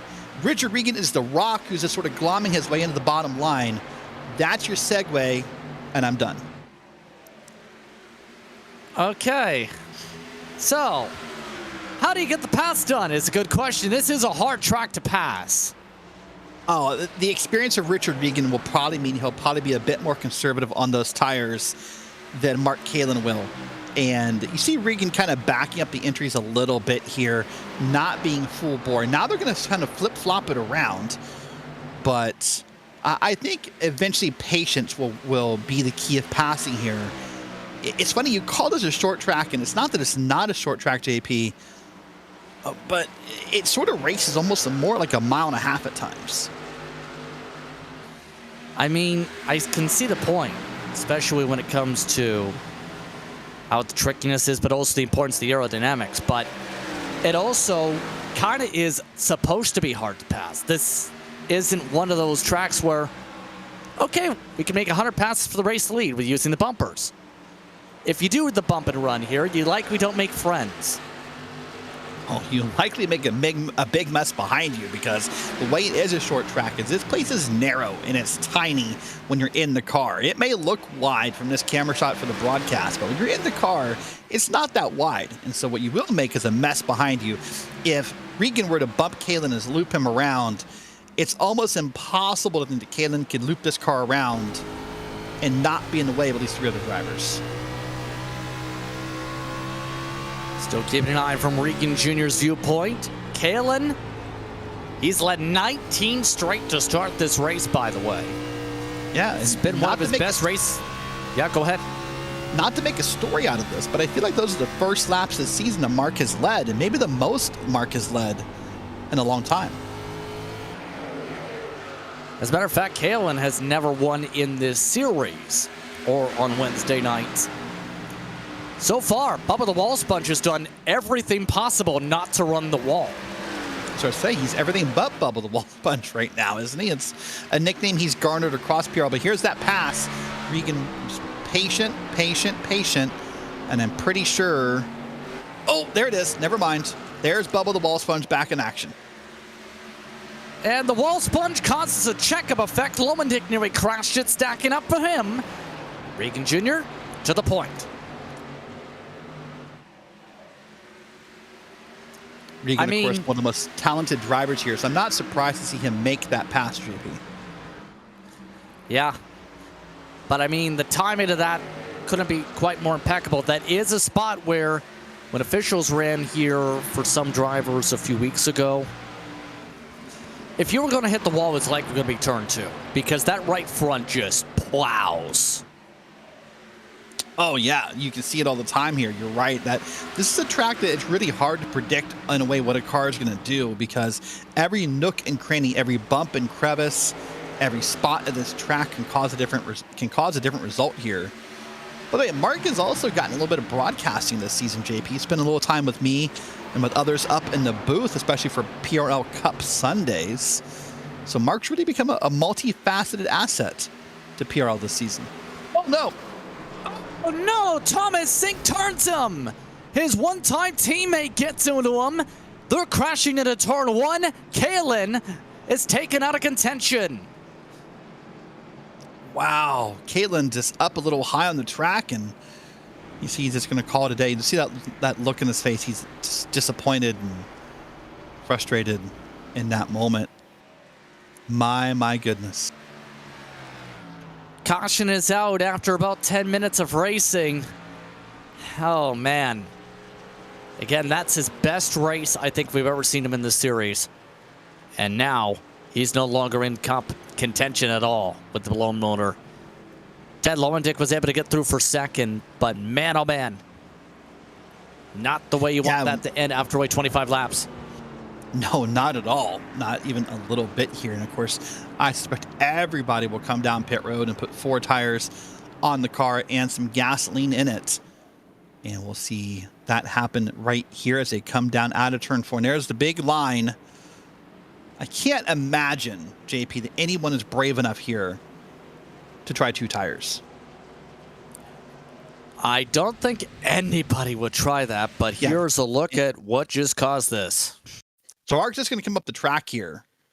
Comes out of that corner. And I don't it's unfortunate he got turned, but in a way you can almost say Mark really drifted up the track there. Maybe thought he was clear of the 48 of Thomas Sink. Oh, Lowendick barely squeezes by. If anything, it looks like Sink came down too with a bit of a loose moment, but Lowendick, drives on by and now is up to a race high second in the Bananas car. That's a bit bananas, but Thomas Sink, he's staying out for now. Expect him to pit this time in theory. Yeah, I wonder if maybe he just missed pit road entry the first time by because of getting everyone back in line or whatnot. But I agree with you. There's no way he doesn't. There's no way. I think he just missed it the first time. So just come around the second time, get all the damage you can fix in one go at it. Now to put your top 3 back to Regan Jr., Lowendick, and Reese Bogue. For the first time, I think this season, JP, across the Grand National Series, we have the 2 primary drivers in the sense of Regan Bogue Motorsports back at the front of the field. Getting ready for the restart. Now what's the matter of?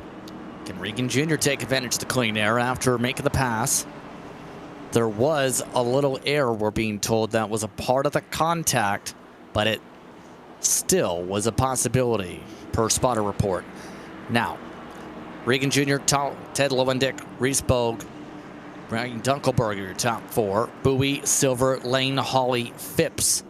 Amongst your top 10 or so. Jeff Evans up there as well. So we've already seen the long run start to come into play a little bit here. We've seen a lot of these drivers drift around. And we've seen the clouds really like to make this place dark. Before you ask, I'm not quite sure if this track has lights.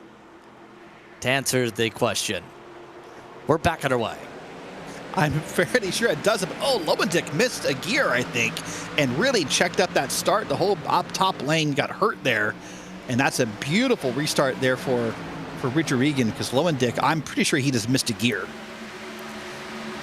A very rough start to this one, but for Reese Bogue, he's already in the battle for second.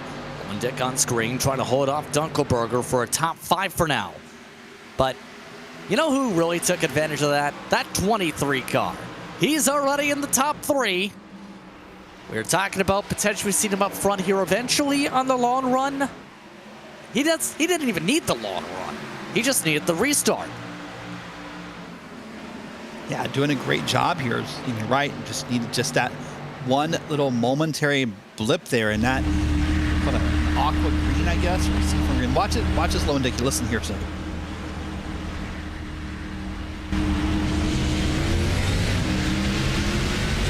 Maybe I'm wrong. Maybe he didn't see your JP. Maybe he just got caught sleeping. So I don't hear that revving and that little whining of an engine you would get from missing a gear.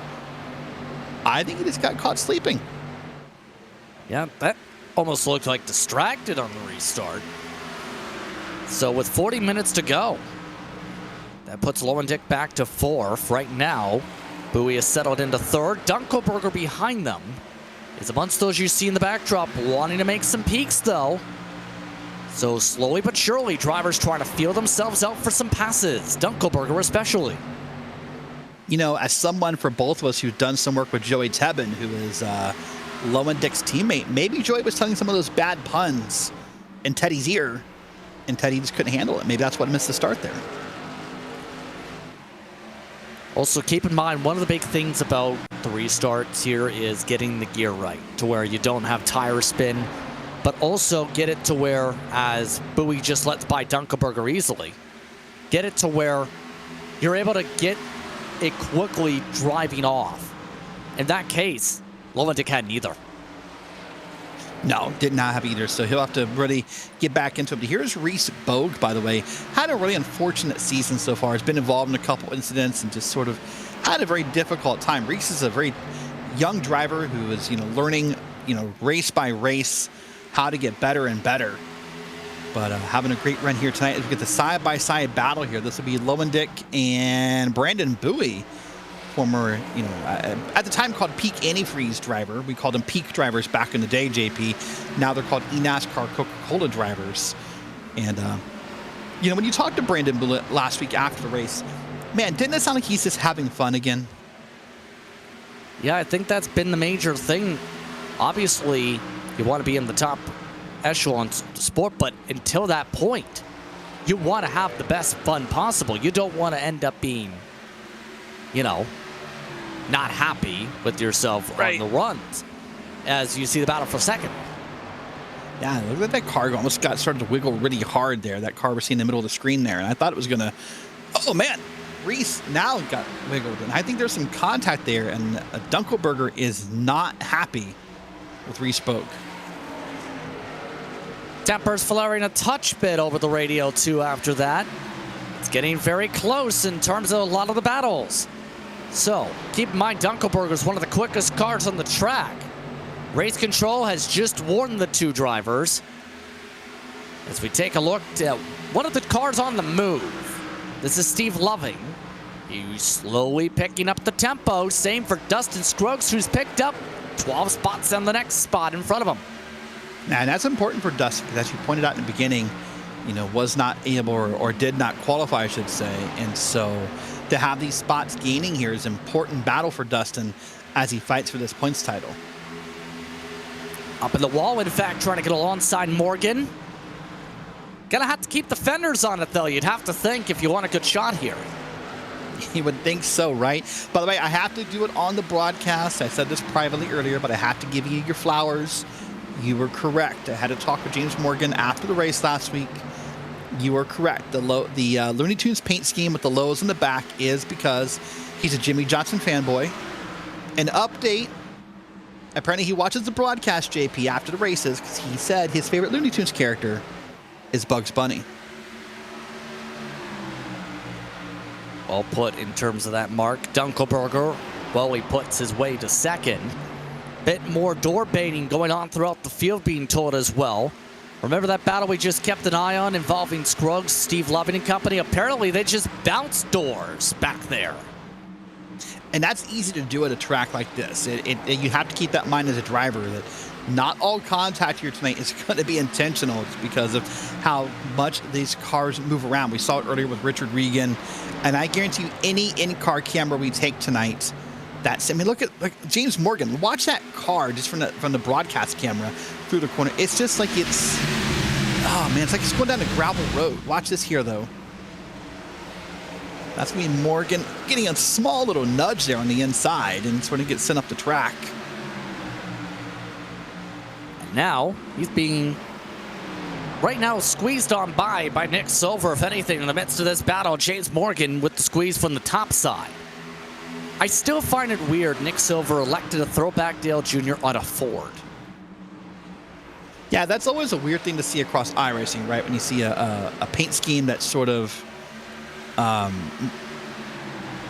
genre mixes or manufacturer mixes, you know, the paint and the manufacturer, of course, because it's a Ford with that Dale Jr. the amp. It was the amp energy scheme what he's going for there. So you're right. It can be weird to see those kind of moments. Of course, it happens more commonly, of course, across the Gen 4s and the ARCAs where we only have one manufacturer. You'll see people paint them up to be whatever they want them to be in that moment. But Nick Silver, part of Bluey Esports Alpha Party, was having a great time. Bluey is a different thing. That's a TV show for kids, but having a great time here and running this down. And meanwhile, up front, Richard Regan is still being kept in check, by the way, by Dunkelberger. Only less than 0.2 of a second off here. He's finding a couple pokes around here. Dunkelberger trying to give some pressure. Remember, he's been in contention for a couple race leads before. Michigan comes to mind before he picked up a speeding penalty that day. It's one of his best runs since then. And now, you look at Regan Jr. Looks like he's just focused on his car for the time being. And that's all you can do at a track like this, right? Is focus on your own vehicle. But man, look at that dig there at the bottom by Dunkelberger. Really dug it to the bottom and really have a better time if he would track it back out. If he would let that wheel open up a little bit out of the corner, JP, and let that car come up closer to Regan and gain more speed, he'd have better luck trying to close in here. If anything, looks like he's trying to back things up.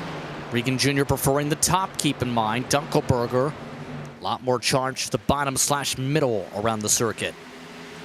By the way, hearing reports that Brownie Holly, one of the championship contenders, now dealing with significant aero damage in the back of the field. It's worth noting. That was because of contact with Scruggs being told, so keep in mind. While this is a racetrack with a short track package, you would think with the new damage model, you could take some hits. Eventually, the damage builds up. It's almost leaned back the opposite way for the damage model in terms of if you hit the wall, it hurts you that much aerodynamically. Yeah, very much so. And that's sort of where calling it a short track is sort of, you know, weird because typically you think of a short track, you think of Bristol or a Martinsville or New Hampshire where body damage almost doesn't matter to you to a certain extent at those tracks. And we've seen numerous cars win or podium at those tracks with beat up cars.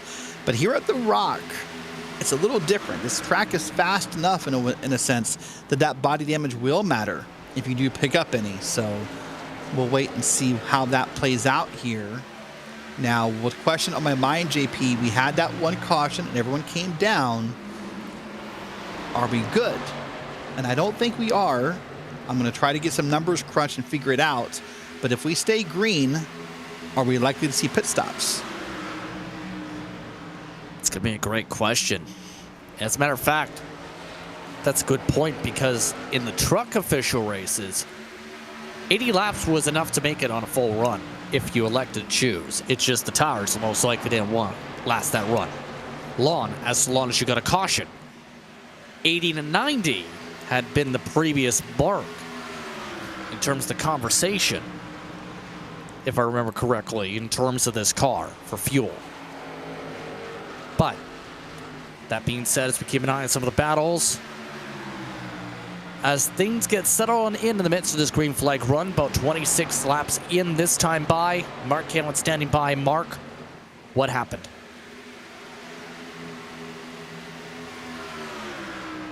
Mark Callan, do you have a copy? Can you hear me now? Yes, we can. Sorry about that. Yeah, I just felt like I got right rear hooked coming out of 4 there. I feel like I left Tom enough room there to have plenty of space to get by me since he had a run. But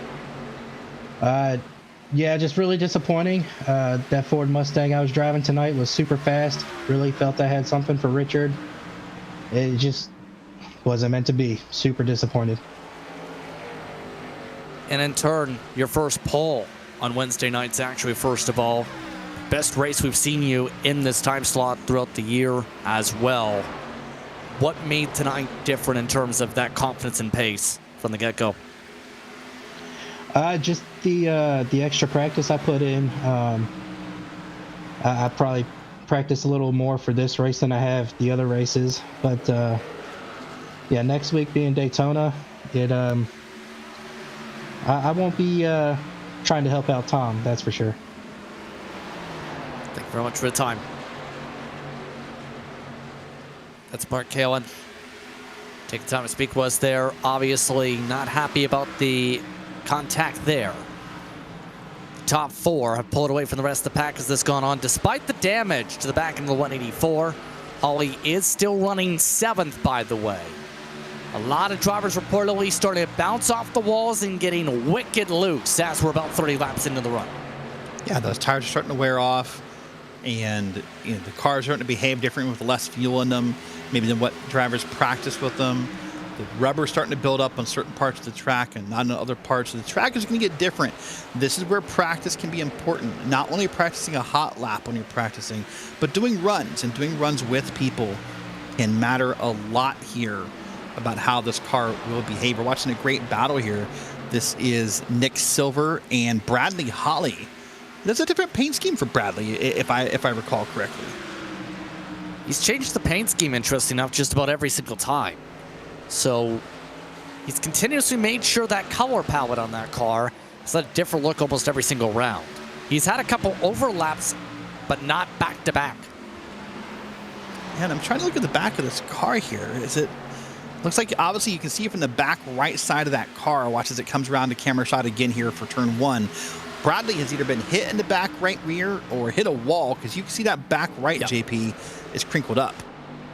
That was because of the contact referred to a little bit earlier on with Scruggs.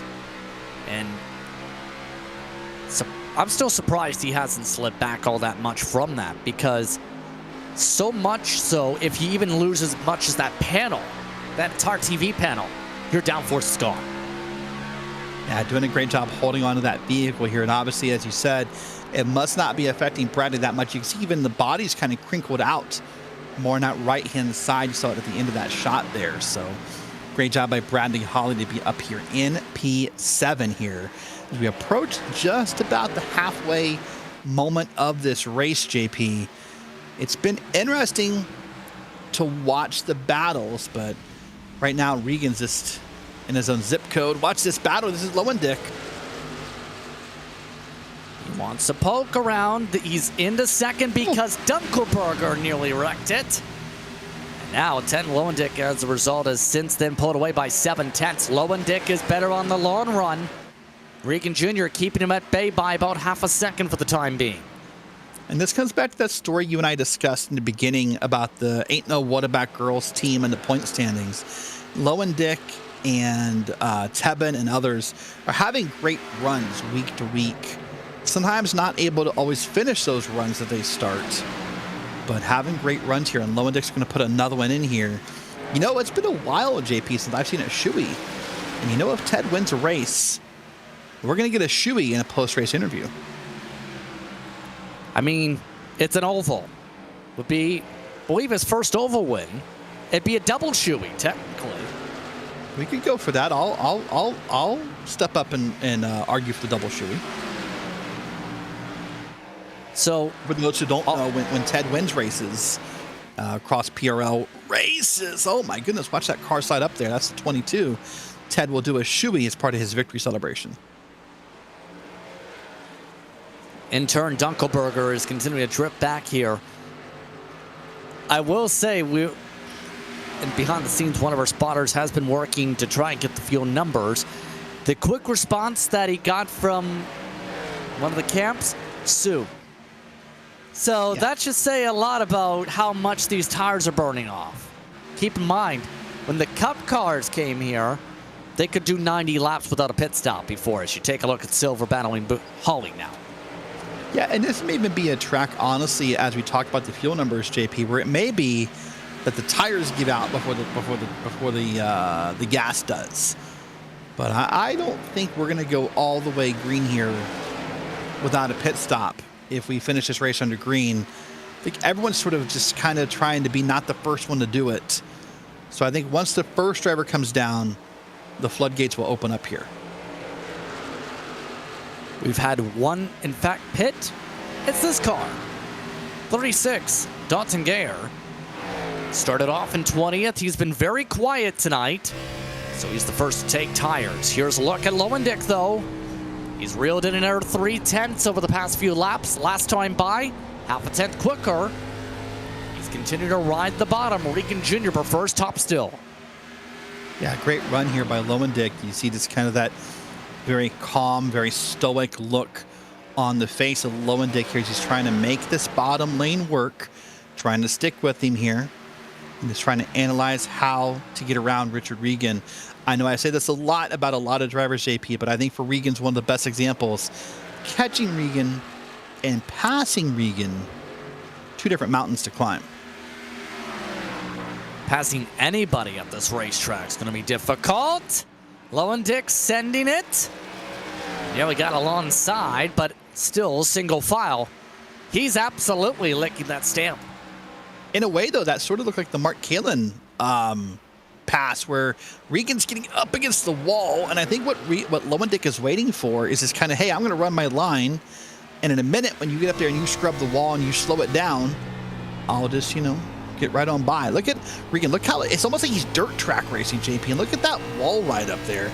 Like he's riding a cushion in a dirt car. Regan Jr. still keeping comfortable up front. And he's getting very close to the top. They are having fresh tires about to reach them. Gayer is right behind him. Along with Ted Lowendick trying to get a lap back. He's 2 down. Yeah, so we'll see if he can get one of those laps back. Of course, those laps will come back naturally if we stay green long enough for the pit stop cycle to continue. I got nervous there because that car almost came down on Lowendick. Now, right now, you would think that lapped car was going to be much faster, and I'm sure he is, but what he's doing is the responsible thing in some people's eyes, JP, and he's trying not to involve himself in this battle for the lead in a way that could affect it. He wants to get around, he wants to pass, but the last thing he wants to do is to be a factor in that battle at the same time. Or pit stops over the radio. Oh, that's scary. Terry. Sorry, go ahead. Let's say with the lap traffic now to the inside. Surprisingly, Gayer's not that much faster than Lowendick in terms of some of these moves. Of note, Bowie has fallen off the radar to the point where he's back to 13th. We've seen him earlier on. He got passed by 3 cars in the span of a lap a few moments ago. So a lot of drivers are slipping back and quickly on rapid pace, in rapid fashion. Yeah, quickly indeed here. So that's just going to be a matter of who's able to save tires and who's not is going to be the difference in that moment. So we're seeing Ted Lowendick here really doing an amazing job at keeping Richard Regan in check, really just kind of gently keeping that, that pressure on him. Hey, listen, if you're here, or I'm here, you should know about it. By the way, Brandon Bowie, you said, was off pace. He's now off track. He's on pit road. That's maybe the first of our top cars to come down pit road. So our second driver now tapping out for tires. Here's a look at Bowie. He had a choo-choo train pass him. Let's see what really sparked it here. Jeff Evans, Colton Lane, Thomas Sink. A lot of cars made passes a lot of times before this slide. Yeah, and that could be frustrating as a driver when that sort of that as you call it, that choo-choo train gets above you because they just pass on by and there's nothing you can do about it and you get frustrated. And you can see him just kind of thinking about the pit stop there. Eventually decided that was the best move for him. But again, here's Lowendick to the inside, digging that bottom lane. The problem I think I have, JP, is that he's going to burn up so much tires running that bottom lane that I'm not sure if he's ever going to complete the pass. Of note, Whataback Racing just sent all their cars in, so the pit window is wide open for the front runners. Nobody in the top 5 yet peeling in, but it is in the minds of many. Lane, the Evans, Westerfield in, Lowendick, inside. Regan Jr. had to get off the gas. He nearly hit the wall. Here comes the slide job. Does Lowendick elect to pit and box out Regan Jr. on the undercut? He doesn't. Great job by Lowendick there. Was able not only to take advantage of Regan lifting, but instead he's starting to drift out a little bit more out of those corners and take up more track space. That allows him to get more speed into the vehicle. This pass is not completed yet, but Lowendick did lead that lap. He will get the bonus point within the PRL system. And now the pass is completed, JP. Now I'm curious how patient Richard Regan's going to be here with only less than 20 minutes to go. There he goes. He's in. Andrew Phipps just went in as well. And the caution! Caution flag is out. It's Nick Silver bringing it out on the back straightaway. Sorry, Contact with Terry Radford. The story I'm going to follow for a second, JP, after we see before we see replay, those two cars that just hit pit road right there, they may not have been committed before the yellow. Let me take a look and see while we see what happened on the replay there. No black flag in the system. So oh no, Jim Musterfield. It's different, I think. That's the reason for the caution. You see Radford with the boop-de-boop.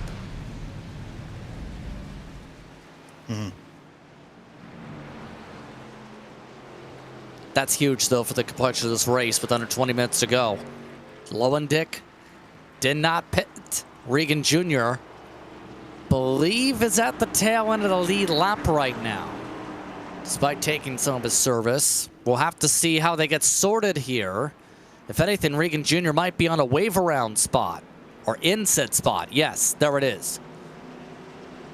Yeah, those will be an interesting moment here to see how this all plays out right now, to see if this benefits Lowendick because he hadn't pitted yet or if it hurts, but we'll wait and see what's going to happen here in this moment. They're all coming down pit road at that slow pace speed, that pace speed of 40 miles an hour on pit road.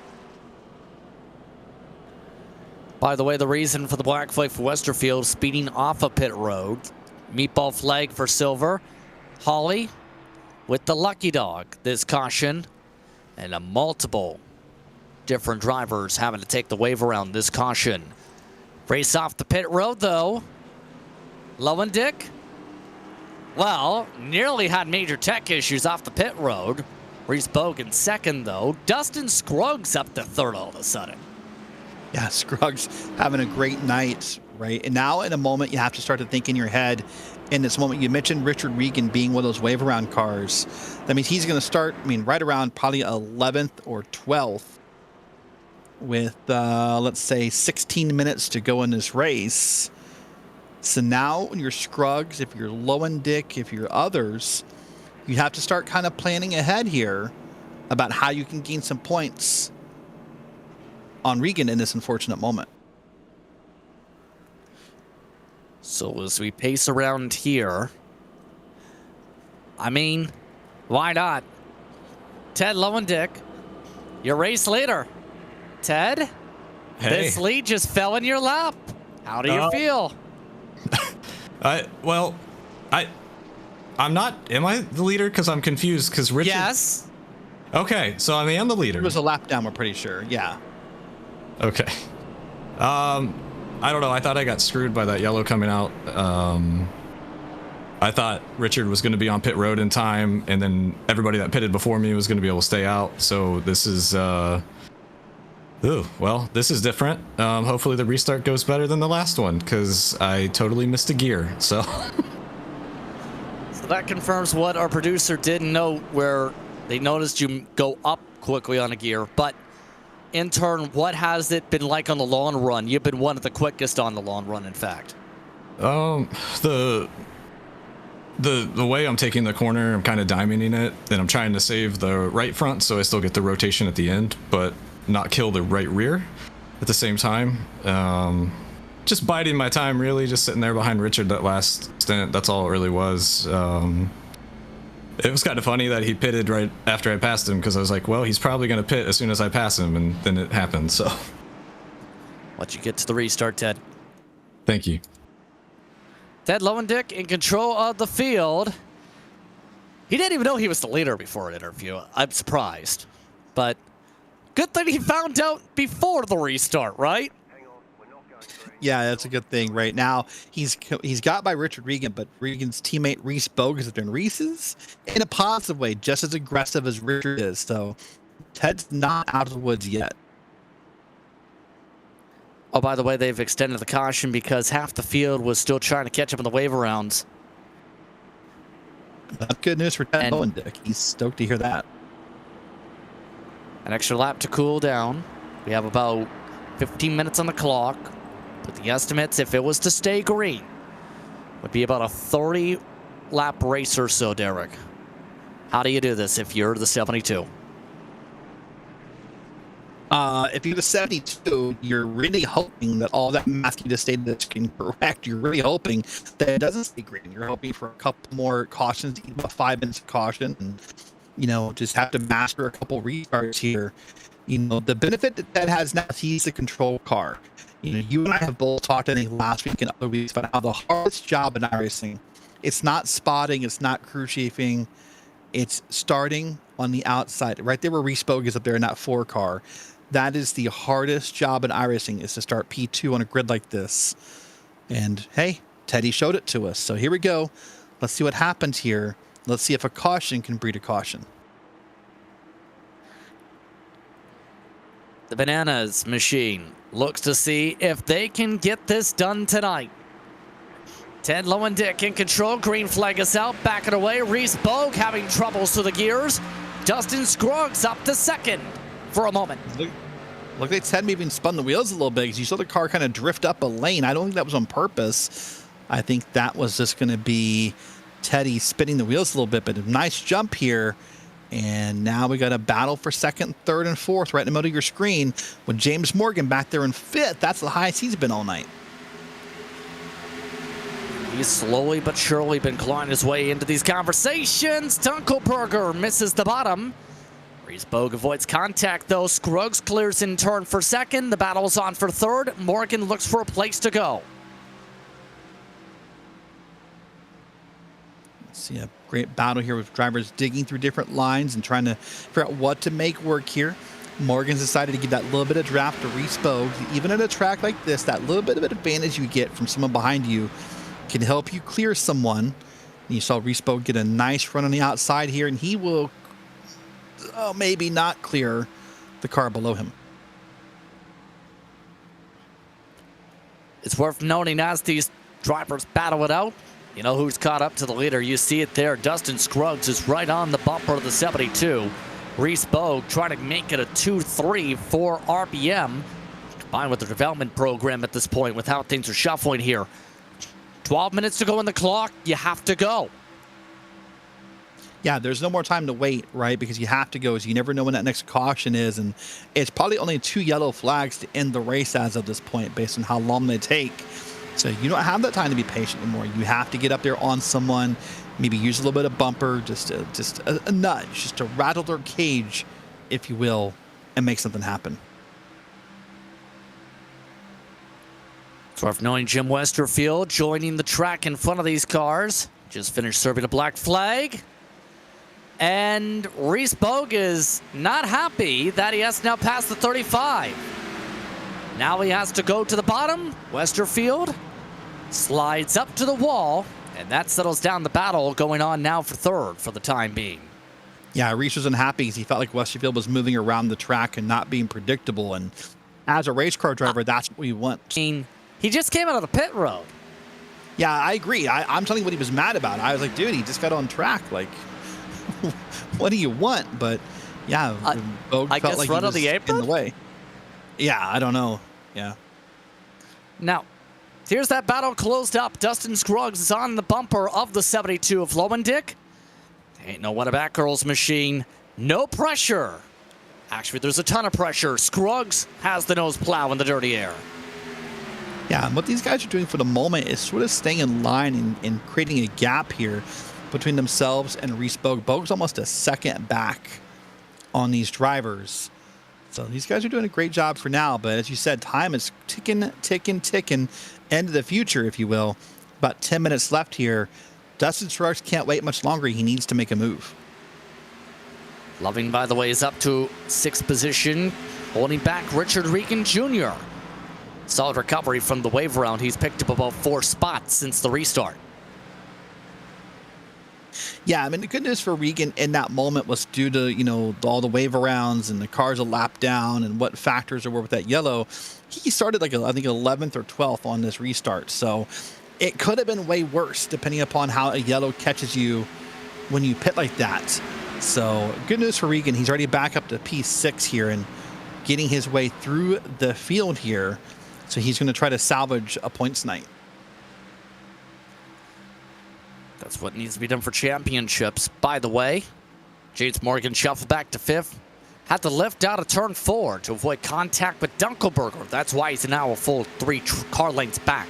He chose the race over taking Dunkelberger with him into the wall. Yeah, and that's the thing that, you know, a lot of drivers talk about is that choice of what's more important to you, being right or having a car left at the end. Yeah, Morgan could have stayed in the gas and battled Dunkelberger, you know, and taken the quote-unquote right opinion, which is it's my lane, I deserve it. But you might wreck in the process, and then what does being right get you in that moment? The answer is nothing but a wrecked race car. You know, Morgan's a driver who finished 19th last season in the Grand National points, doing a great job. That's a single car entry as far as the team points are concerned for Todd Rossi Esports. He's got that team in 10th place all by himself, Justin. Which is incredible, to say the very least. It takes a lot of effort to be that good on your own for a team championship, to have that consistency compared to the others. By the way, some good news if you're Mark Kalin or the fans of Mark Kalin. The 62 is back in the race with under 10 minutes to go, 70 laps down. And as unfortunate as that is for Mark, that he's 70 laps down, it's important that you come out here and get any point you can, pass any driver you can, because you never know when you might need to use a drop week, you know, elsewhere. So it's important to come out and get every point you can in a format like this. Man, Morgan is fighting hard here with, is that Regan behind him? And there's a lot of really cutting noses and tight passes here. And there's Regan powering the bottom here. And I thought Regan was going to complete the pass, but now Regan has to check up a little bit, and Morgan will stay ahead of him for another lap. Jason Morgan, keep in mind, in the top 5 of the point standings. He's 30 back of Regan Jr. entering tonight. In theory, every point matters, right? If anything, we've seen how things have played out, and Regan Jr. seems to be struggling now that he's in traffic. Yeah, every point does matter. It's a great thought there by yourself. And look at this, by the way. I was watching Regan's webcam here in the bottom right of your screen. Is that lean still exists? I'm not sure. Let's watch him down and come through the corners here. A lot of wheel movement back and forth there. It's like he's falling logs, but I think that lean has gone away, Justin. He's now going inside again on the send. Oh, that's not there. No, Morgan holds on to the top, and the bottom seems to be, he just doesn't have any comfortability down there. No, look at this. I mean, watch as he tries to race the bottom here. Look at those hands. Now they're shaking back and forth really hard. That's maybe the best corner he's had in the past 3 or 4 corners. But it's almost like Regan needs to stick up top and to sort of pressure Morgan here. Now they're side by side, but man, look at, oh my goodness. That's just so painful to watch. You know it's got to be frustrating for Regan. Had to fight the car that hard. Still trying to force him up a bit, Morgan. Morgan had to get out of the gas a little bit. Still a better run despite that for the 56. Under 14 estimated to go, this time by the stripe, by the way. Right here's the reason the bottom just hasn't worked. Better launch off of the corner, better ramp off the exit. Morgan getting tracked up a little bit this time, though. Regan Jr. trying to push him out of the gas. Yeah, Regan did a great job there of riding the middle lane and sort of trying to pressure Morgan into making a mistake here. But you're right, the reason that top typically works is because you get a better launch out of the corner. Finally, though, Regan's going to make that pass and clear him with ease. So Regan Jr. took about 10-15 laps, but he's in the top 5 again. With about 6 minutes to go. Of note, Bowie around the same point as the last run now, is starting to struggle again. Jeff Evans making a pass for the top 10. Colton Lane's in the queue. Adam Zemke back there. You have Phipps also in there. Bowie has shockingly just not had good roll in center all mid-run onward. No, and in fact, I was trying to ponder this in my head. This might be the worst run we've seen Bowie have all season. This might be his worst track that we've seen him run. And I'm kind of surprised, because back when Brandon would have been a pro-level driver, this would have been a more common racetrack. Typically, you'll see people with the experience level of Brandon Bowie really dominate at the Rock or at tracks of this nature because of how much it was used then versus how little it's used now. Turn there under 5 minutes to go. Colton Lane is trying as hard as he might to try and make this pass in the bottom work. Adam Zemke, he's now in line to make some passes in turn along the top. There he goes, making the zippity zip. Here comes Bradley Hawley, in fact, who just made a pass of the 22 like it was easy. Yeah, doing a great job there as Bowie finally made that pass himself there. He's got Adam Zemke behind him, and now Zemke's going to try to leave him behind and make this run. Now will the bottom work for somebody? Or is it going to be the story of the night where the top lane is just so much more dominant in these moments? Only about 4 minutes left, JP. It's worth noting as how loose these cars are. We're at that point now where the next time Barney puts a flag out, the race is over. I guess he can put the white flag out. That he can do. But with 8 estimated to go, Ted Lowendick is running away. He showed good pace before that caution in the battle with Richard Regan Jr. to close up initially.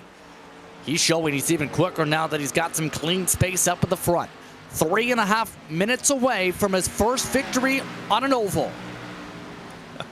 Coming from a guy who didn't know he was leading the race about 10 minutes ago to a guy now who's walked away with a lead here for almost 3/4 of a second over Dustin Scruggs.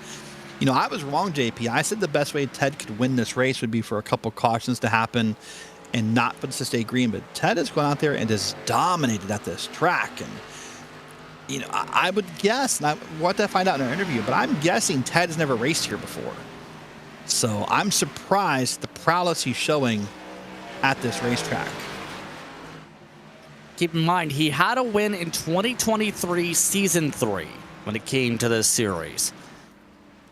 It's not technically the first in a stock car, but in a race like this, and knowing back then in that Season 3 there was a lot of road courses, this season has seemed to hit different in regards to his oval pace, in regards to his confidence, in regards to his runs. And with 5 estimated laps to go, this is the point of no return. He just needs to close it out.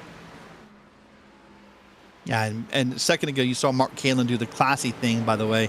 Just got out of the way. You know, you saw him let the leader by on the top lane and sort of backed out of it and not even involved in the battle for second and third. Mark's just going to get back there out of the way and let this race happen.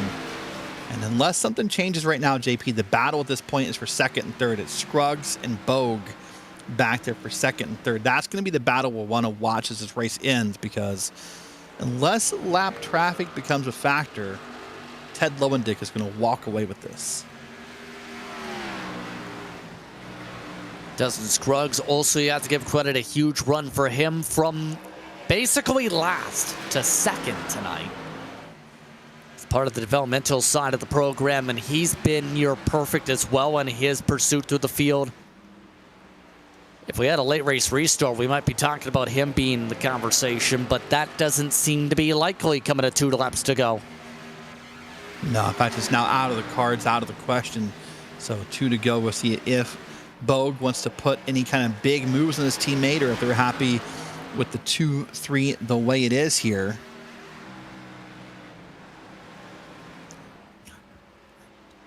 Ted Lowendick looking to close it out once more. Yeah, probably 2 more times around, maybe 3. We'll wait and see if Barney has the white flag in hand this time. He likely won't, because the lap time here is a little bit longer than that. Lap times in qualifying were at 24 seconds, so maybe next time we'll see our white flag. Yes, indeed, had the extended time by about 10 seconds. Some good recoveries in the back as well. Richard Regan Jr. able to get back to 5th. James Morgan still holding on to a top 10. You have Matthew Smith, who didn't put up a qualifying run, who's in the top 10. But all of that as well. Ted Lowendick, expect him to take the white flag this time by. White flag is out. Final time around. Matthew Smith having issues at one end of the track.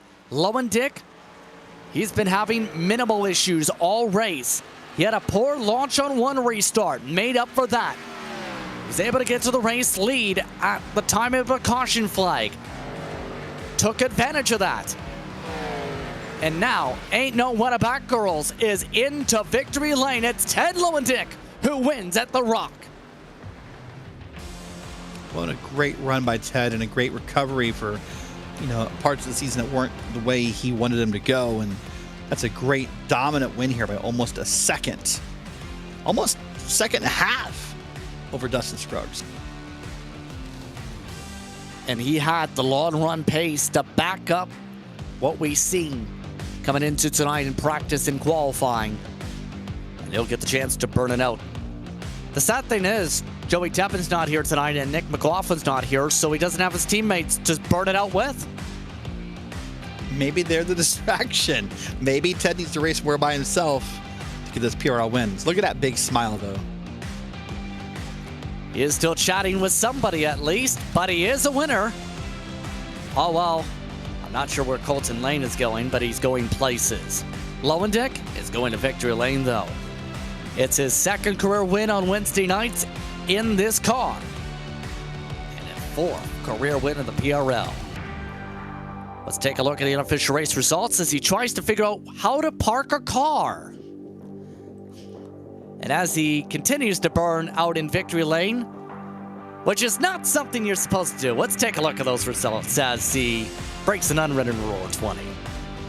Dustin Scruggs second, Reese Bogue third, Dunkelberger, Regan Jr. the top 5, Morgan, Loving, Gagnon, Evans, Jeff Evans specifically, and Matthew Smith the top 10.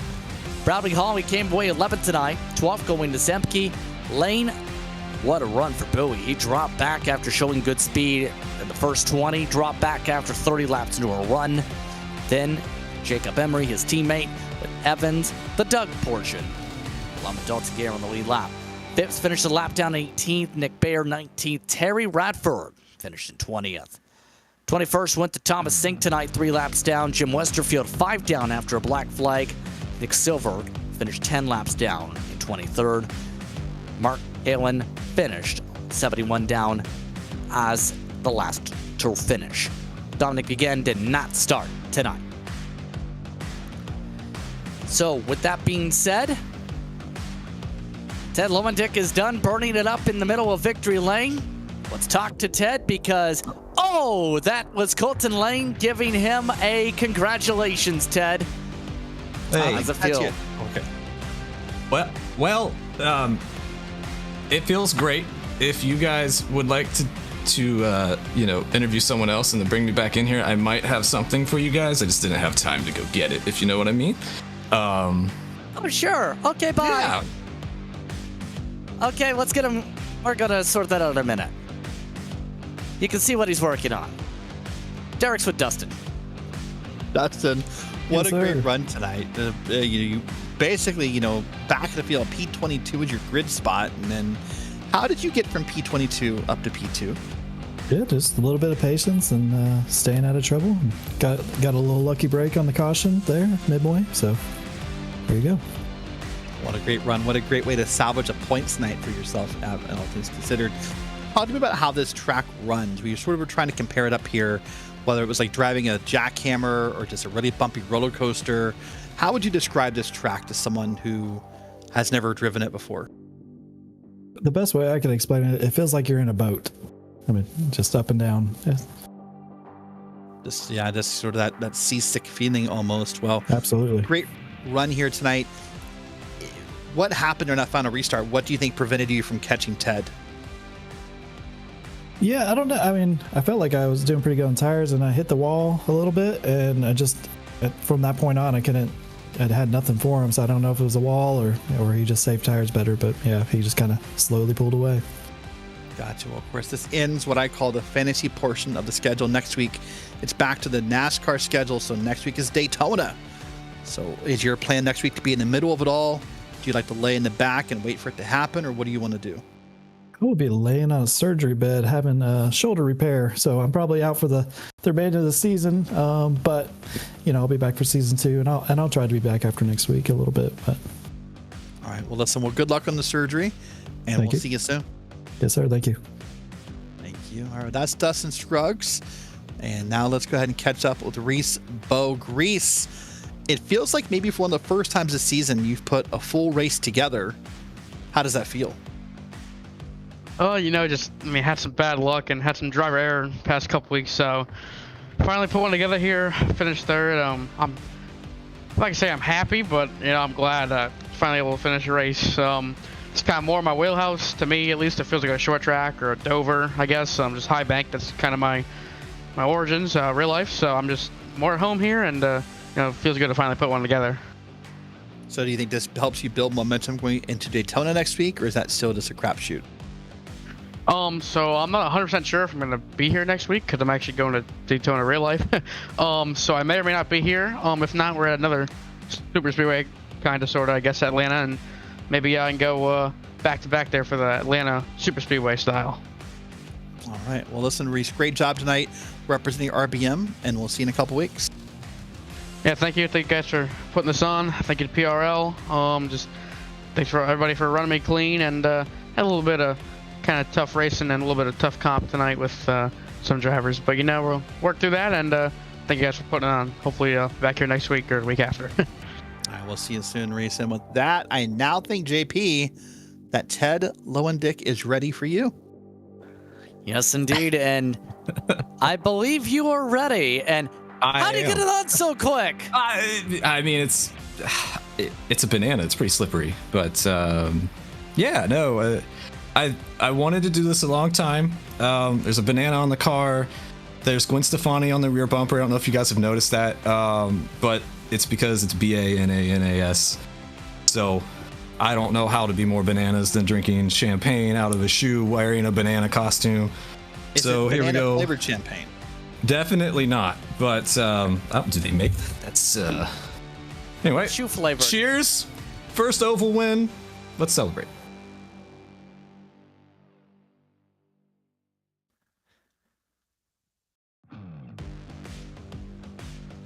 All right. There we go. How'd that taste? It always tastes great. Everybody goes, that's disgusting, but they've never tried it, so they don't know. But yeah, that was a lot of fun. And I hope it was a good show for everybody that was out there. I hope the broadcast was good. Hope you guys had fun. I screwed up a restart. I had a really good final restart, and that was a lot of fun. My dad's probably texted me something. No, he hasn't yet, but he's probably watching the replay, laughing right now. But yeah, he watches every race. He and my mom do. So shout out to them for watching. Shout out to my sister. She had a surgery today, so hope she's doing okay. And yeah, that was fun. It was a lot of fun. Very stressful. I was hoping there wasn't gonna be like one of those late race cautions. But yeah, you're talking to a guy wearing a banana suit and just drank out of a shoe. So I don't know how you guys feel, but feel very pumped. Feel very pumped indeed. Well, Ted, thank you very much for the time. Congratulations on the victory here tonight. Your first of the season, your second in the series. Yes. I believe you're first on an oval. Your fourth in the PRL. Yes, that is correct. Ted Lowendick. He's a banana. What else can I say, Derek? You'd have to say he really did his best to foster that win into reality tonight. With that being said, you know where we're going next week? Daytona. I'm not finishing that song, but Daytona for everybody, Derek. That's Here right. we go. Daytona for everybody. By the end of the week, well, maybe before the week, we'll all be tired of seeing the track. Everyone's going to race there next week, right? There's official 500s and league races and this and that. So exciting to see it happen. That's right. So let's see some beautiful B-roll footage and remind you, JP, and remind everyone of when we can see the next race. That'll be February the 14th. It's a Valentine's Day special. Be sure to see who's loving the feelings when it comes to Super Speedway Racing. 8:30 p.m. for the trucks, 9:30 p.m. for the Grand National Series. Catch that here on RaceSpot. On that note, though, it's time to say goodbye from our current stand. From broadcast partner tonight and Derek Watson for our producer and Dane Baird, it's Joseph Prince saying so long. Enjoy the rest of your evening. You've been watching the PRL and its Truck and Grand National Series. Here from Rockingham for the Grand Nationals and the trucks from Chicagoland. Good night from North Carolina.